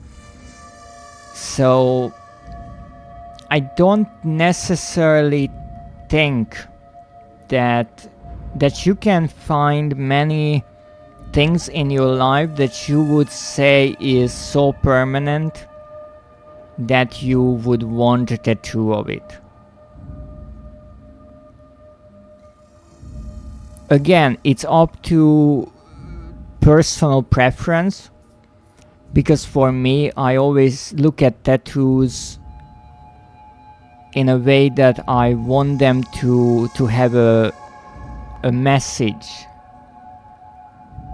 A lot of people say they just want tattoos because they look nice, and there are many people who just get tattoos all over the world, and if you ask them, well, how did this sleeve come together, and they will tell you, well, I got this here and this here. I got a tiger because I think tigers look cool, and then I got this horror character because I like the movie, and then I got this quote because I read it somewhere, and then we just kind of blended it together for a sleeve. And that's cool. You can do that. If you really don't care about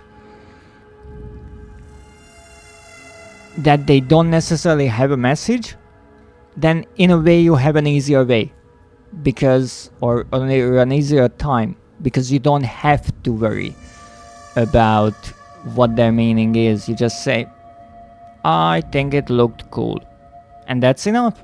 It's your body, it's your canvas. Just tattoo cute animals. Yeah, but I mean, what if you learn that that cute animal is not so nice in real life? Or symbols that are important to a big part of their life. Yes, yes.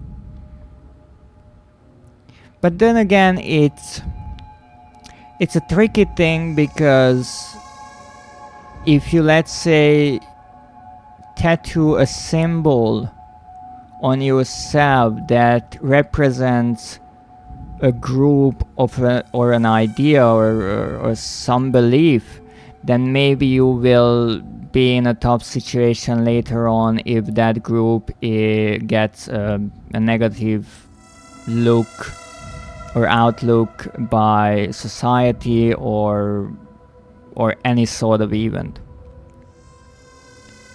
I have a ladybug and a medusa. Oh, nice. In that way, they get a message anyway, as long as they get new tattoo their whole life. Then it's a story about their life and it gets maybe meaning. Never get a dolphin tattoo or an orca tattoo. Ah ha ha ha. Yes, the cute animals, right? They're so adorable. In a way, ducks are questionable too.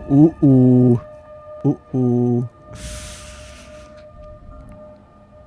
Oh, many animals are questionable.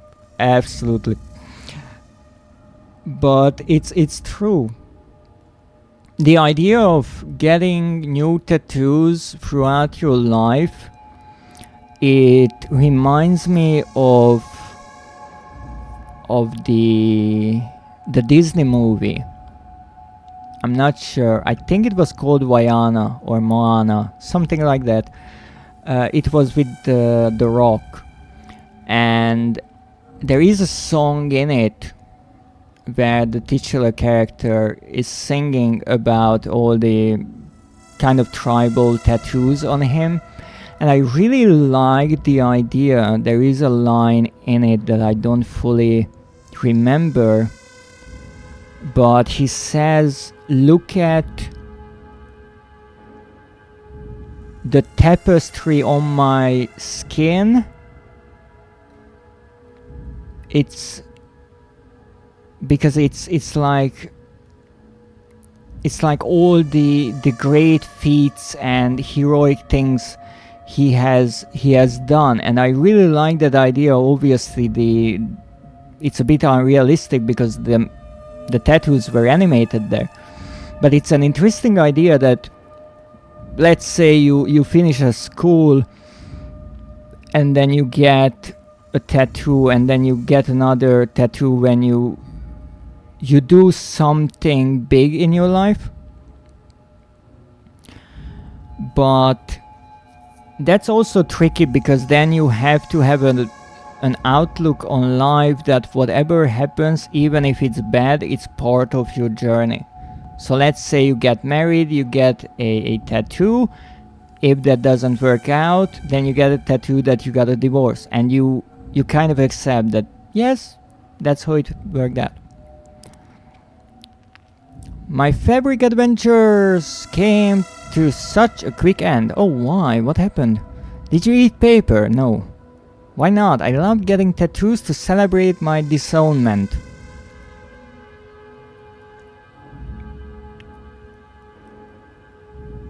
I don't necessarily know what to respond to that.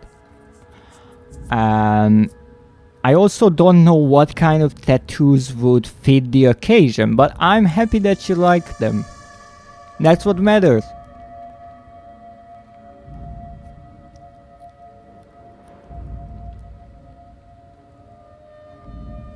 I add to my manga sleeve. Oh, I see. So it's a bit like how on your model you had the manga panels with different people, I guess. That's another thing you can do. You can obviously get tattoos of just things you like, and I'm sure a lot of people get from anime, manga, movies, series, whatever. It's been a bit and I owe myself 3 tattoos.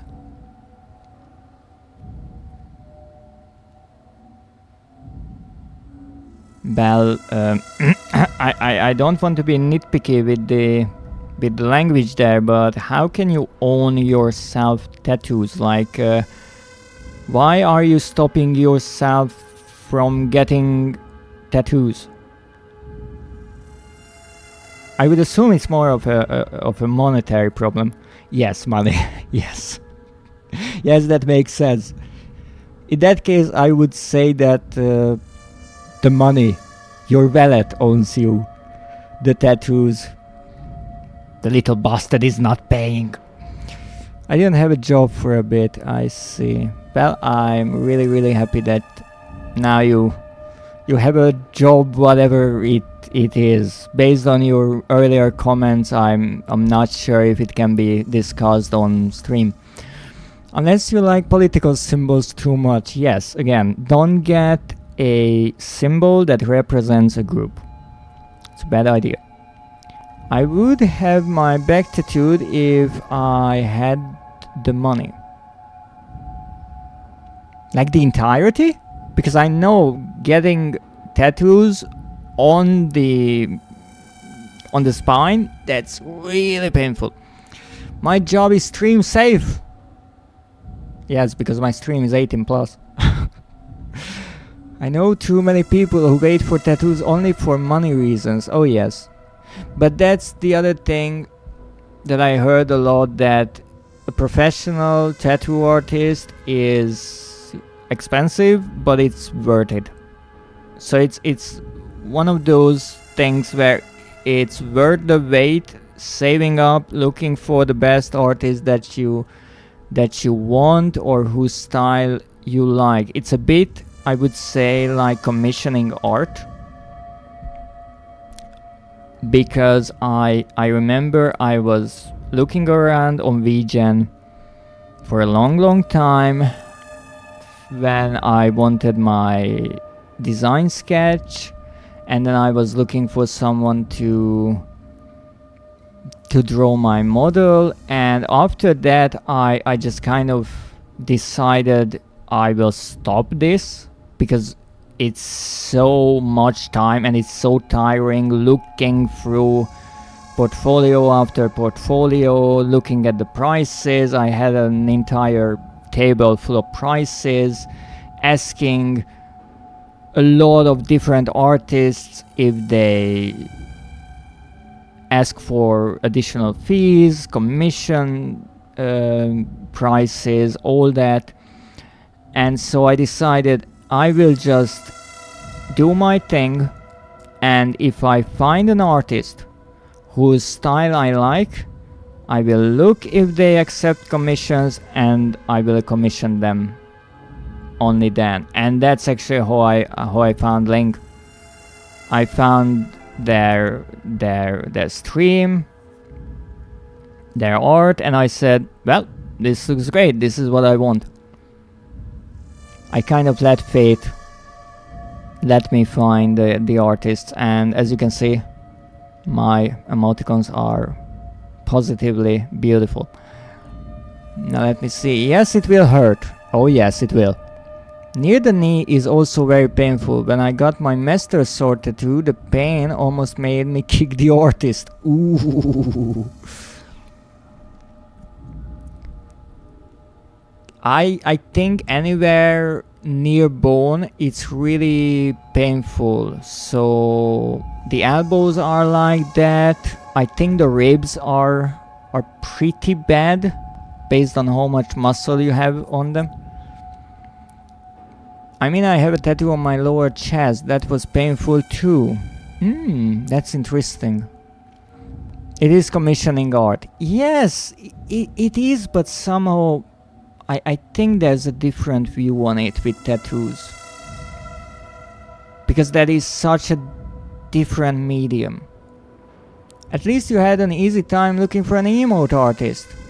In a way, yes. Yes. They just kind of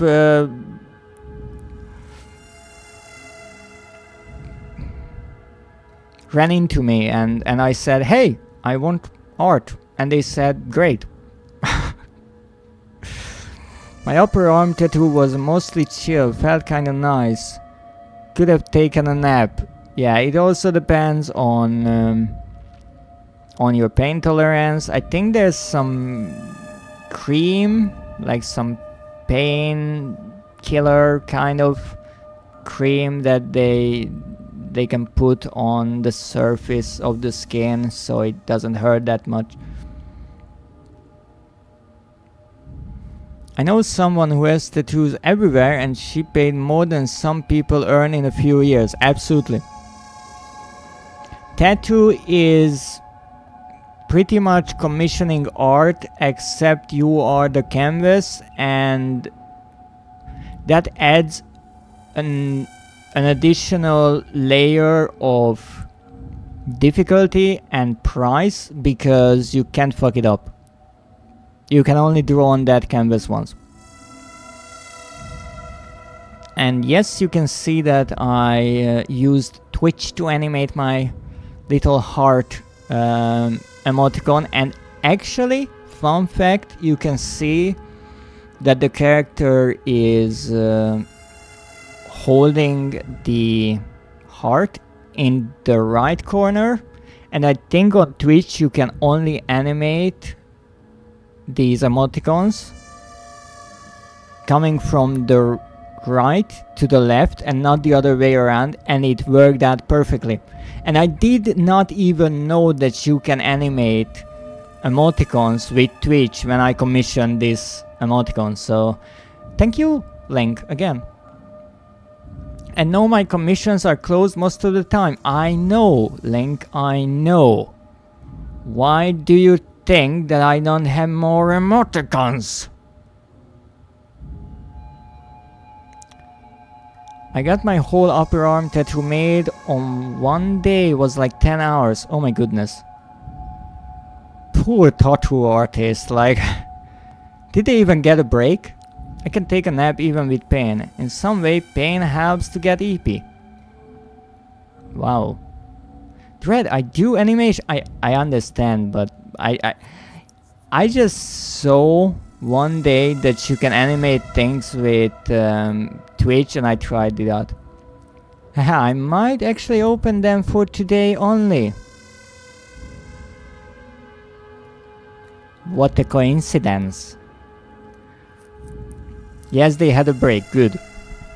Yes, obviously I'm looking out for the tattoo artist and not the person who is getting tattooed, I mean. Here's the thing. I understand and respect tattooing as an art form.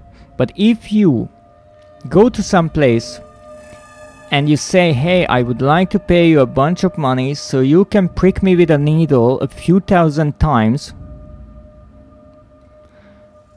you might be a bit masochistic? Just a tad bit? And for selected people only? Nope. Here I was actually thinking that I'm special. But I think I should really finish this part of the game, now that I'm thinking about it. VTuber will keep her whole. You could not accept it. You chose to run. Okay, let's crouch down. Okay, that worked. Shh. Shh. Don't worry. We won't die. Fine, fine, Dreadist, just for you if I get home. No. No, you don't have to. Again, I told you, you are working more than enough. But I have made you one of my servants. Now you cannot And here's the troubling part. I absolutely adore Link's dedication and art. But when they were streaming, at least I could try to collect channel points and redeem a break every few hours. So they had to take a break. And I guess they figured it out. And since they stopped streaming, I can do that. There's no stopping the link.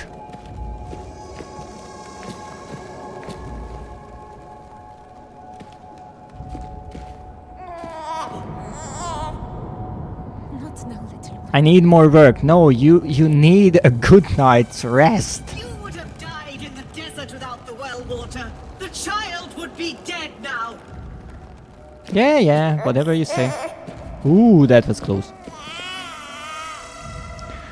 I've actually considered coming back to streaming. Shh. Well, I certainly would love to watch your streams, but once again, do not feel pressured at all to make your return. I know fate is cruel. She was cruel to me. I could change your child's fate. That's a good line, indeed. The queen knows that some fates are cruel. No, you cannot. She will not live. Because, again, let's not forget that the queen has a similar illness to the child. But again, she talking about cruelty when she's using the VTuber, I mean, kind of interesting. But let's end this here. And let's press the button. Into Paris we go!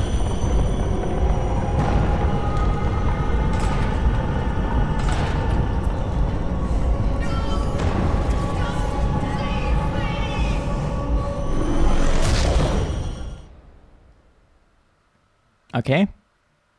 Did we survive? That was a quick load.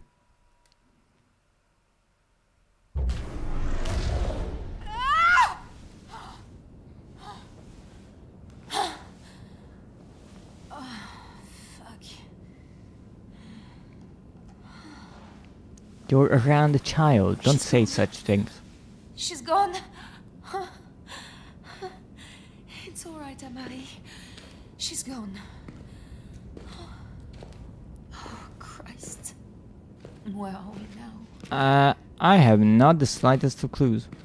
Does this look like Paris? I have a feeling this is closed. What is this snarling? Mama's here, Marie. Don't you cry. I'm not sure. Oh my goodness.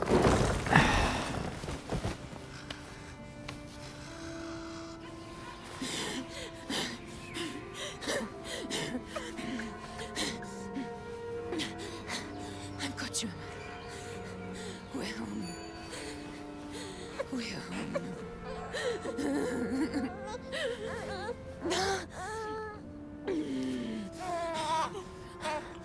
You cold.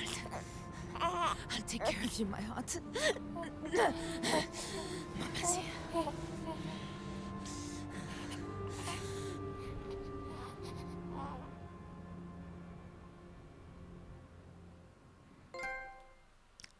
Provider.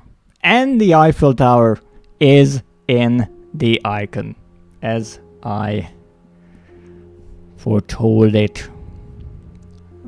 And again, great voice acting.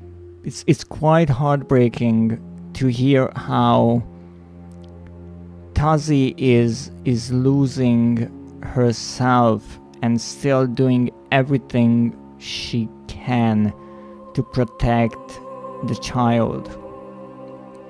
And there is a really good chance that she will die, and maybe the child as well. But based on this image, maybe not, because the child here is older.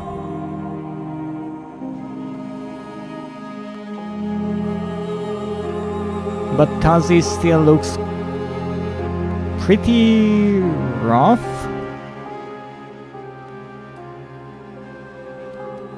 The hand looks a bit claw-like. I'm not sure if that is just the design, but her clothes are worn and ribbed. So it's a good question what this really means as an ending, but maybe this is the good ending in a way. It's a good question. I would say the bad ending is leaving the child in the dark world and letting Tazi turn into a harvester. Killing the queen and ending what the saboteurs once started, that is maybe a sort of right ending, but not necessarily a good one for Tazi and the child, since they die, most probably, killed by the shadow. Even though Tazi wasn't carrying an orb, but maybe just everything in the tower was destroyed with that explosion. And this one may be a good ending, as good as it can be. A bittersweet one, where the queen is left behind and Tazi can be a mother, even for a short while. It's interesting because I honestly thought if we kill the queen, Tazi can get away with her child. But I guess that was too much to desire. That was too much good. And it was interesting, that ending, because it showed that, as I said, the player is so set on handling whatever happens in that world that they kind of forget about their role in this world. And so they die there. But here, if you keep your focus on the child throughout the entire game, and even during the ending, just like Tazi is focusing on only saving her child, whatever it takes, and she goes through all this to save her somehow, then yes, indeed, she can return to the mortal world.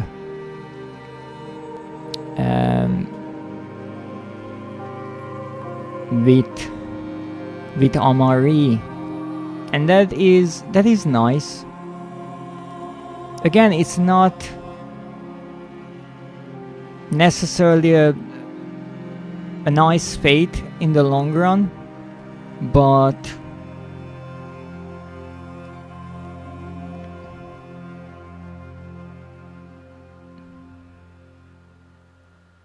it's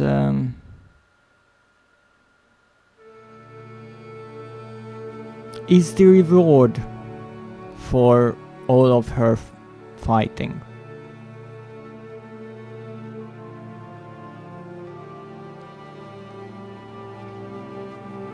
And in a way it is fitting, because she would have done everything for her child, and she has done.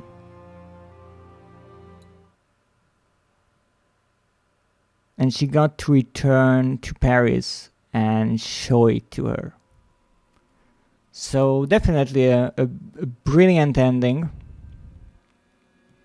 Interestingly, now the screen faded to white. Maybe a hint that this was the better one of the endings. I think the other ones faded to black, but I would need to check. And I think that's the last ending of the game. It was interesting to learn that you can get the second ending two ways, or in two ways, even though I'm not sure if the trophy works the same way. And let's see. So the Harvester is the most common with 24.5%. That is the bad ending in a way. But obviously you can get that if you mess up and fail the boss fight. Well, boss fight, the end sequence. Or if you really leave your daughter there, I guess. Because I don't think the majority of players would have left the child there. And then 20.5% destroyed the VTuber pipelines, and 19.6%, the rarest, saved the child and didn't care about the other word, returned to the humans. Provider escaped to Paris with a daughter that must now be cared for. Now again, there is the huge question here that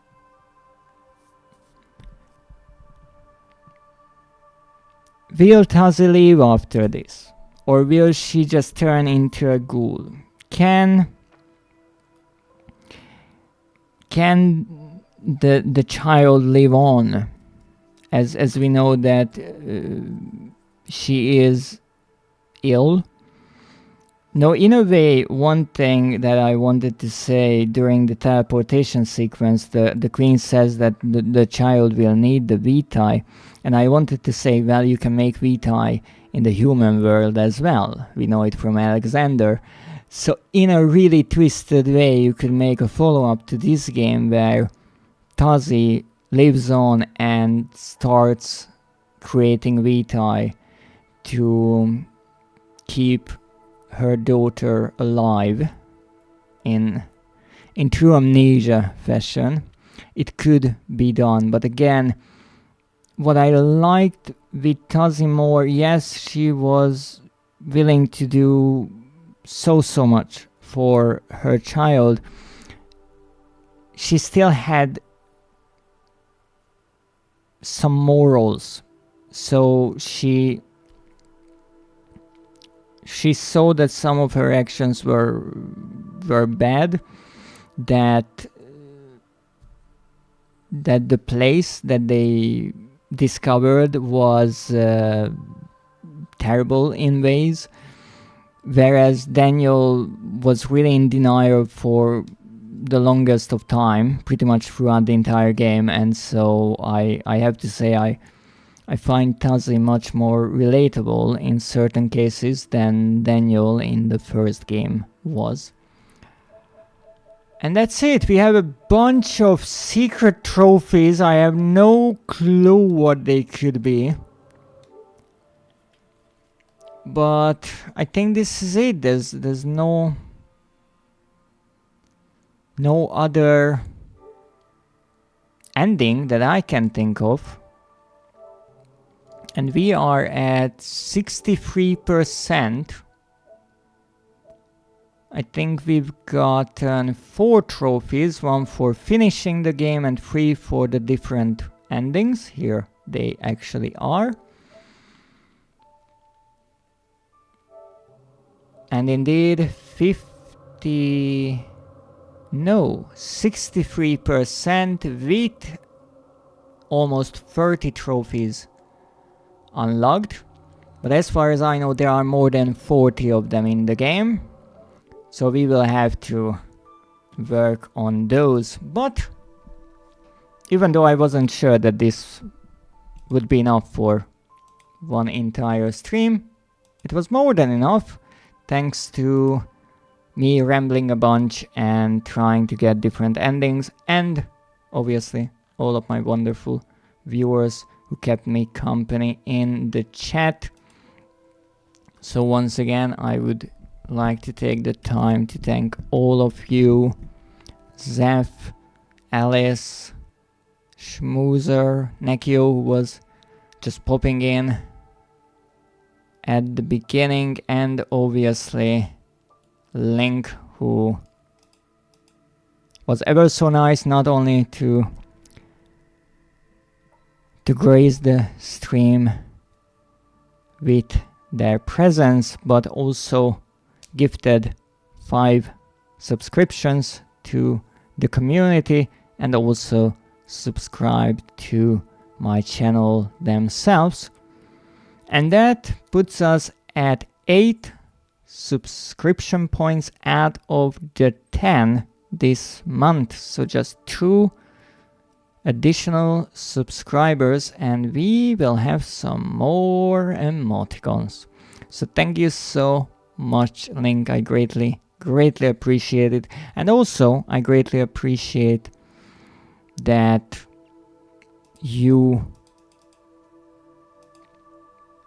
given me my first hype train on Twitch. It was something that I never looked into because I thought I would never receive one. So thank you. With your help, we have a new emoticon. This really stylish cat doing some real catwalk. Isn't that nice? So thank you so much for tuning in today. Meow. Indeed, meow. I will be back next week, hopefully once again with 3 streams. We have finished Amnesia, so I'm not sure where we will go next, but we obviously have Killing Floor 2 left. I'm still hunting for that platinum, and also I realized that I missed some secret levels in Doom 2, so maybe I will jump back and play some of that for a bit. But as always, if you have any games you would like me to play or any suggestions, please join my Discord server or just drop your recommendations in the chat during one of my streams, or maybe on Blue Sky, where you can follow me, because I may or may not have a surprise for 600 followers over there, and I am at 554. And also I have my new model reveal happening on my Blue Sky profile as well, so if you want to help me reveal my new form, you can by liking and reposting the original post. But enough of the marketing, we need someone to raid. Does anyone have any recommendations?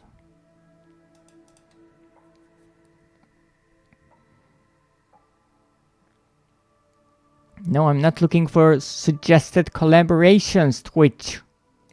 I'm looking for people who are live.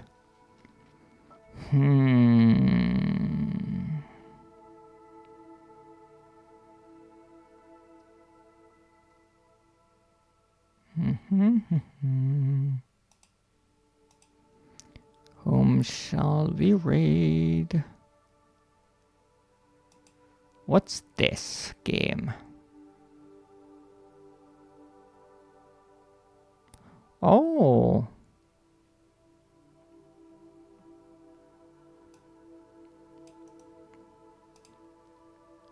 Well, I think we will raid the very artist who drew my PNG tuber model.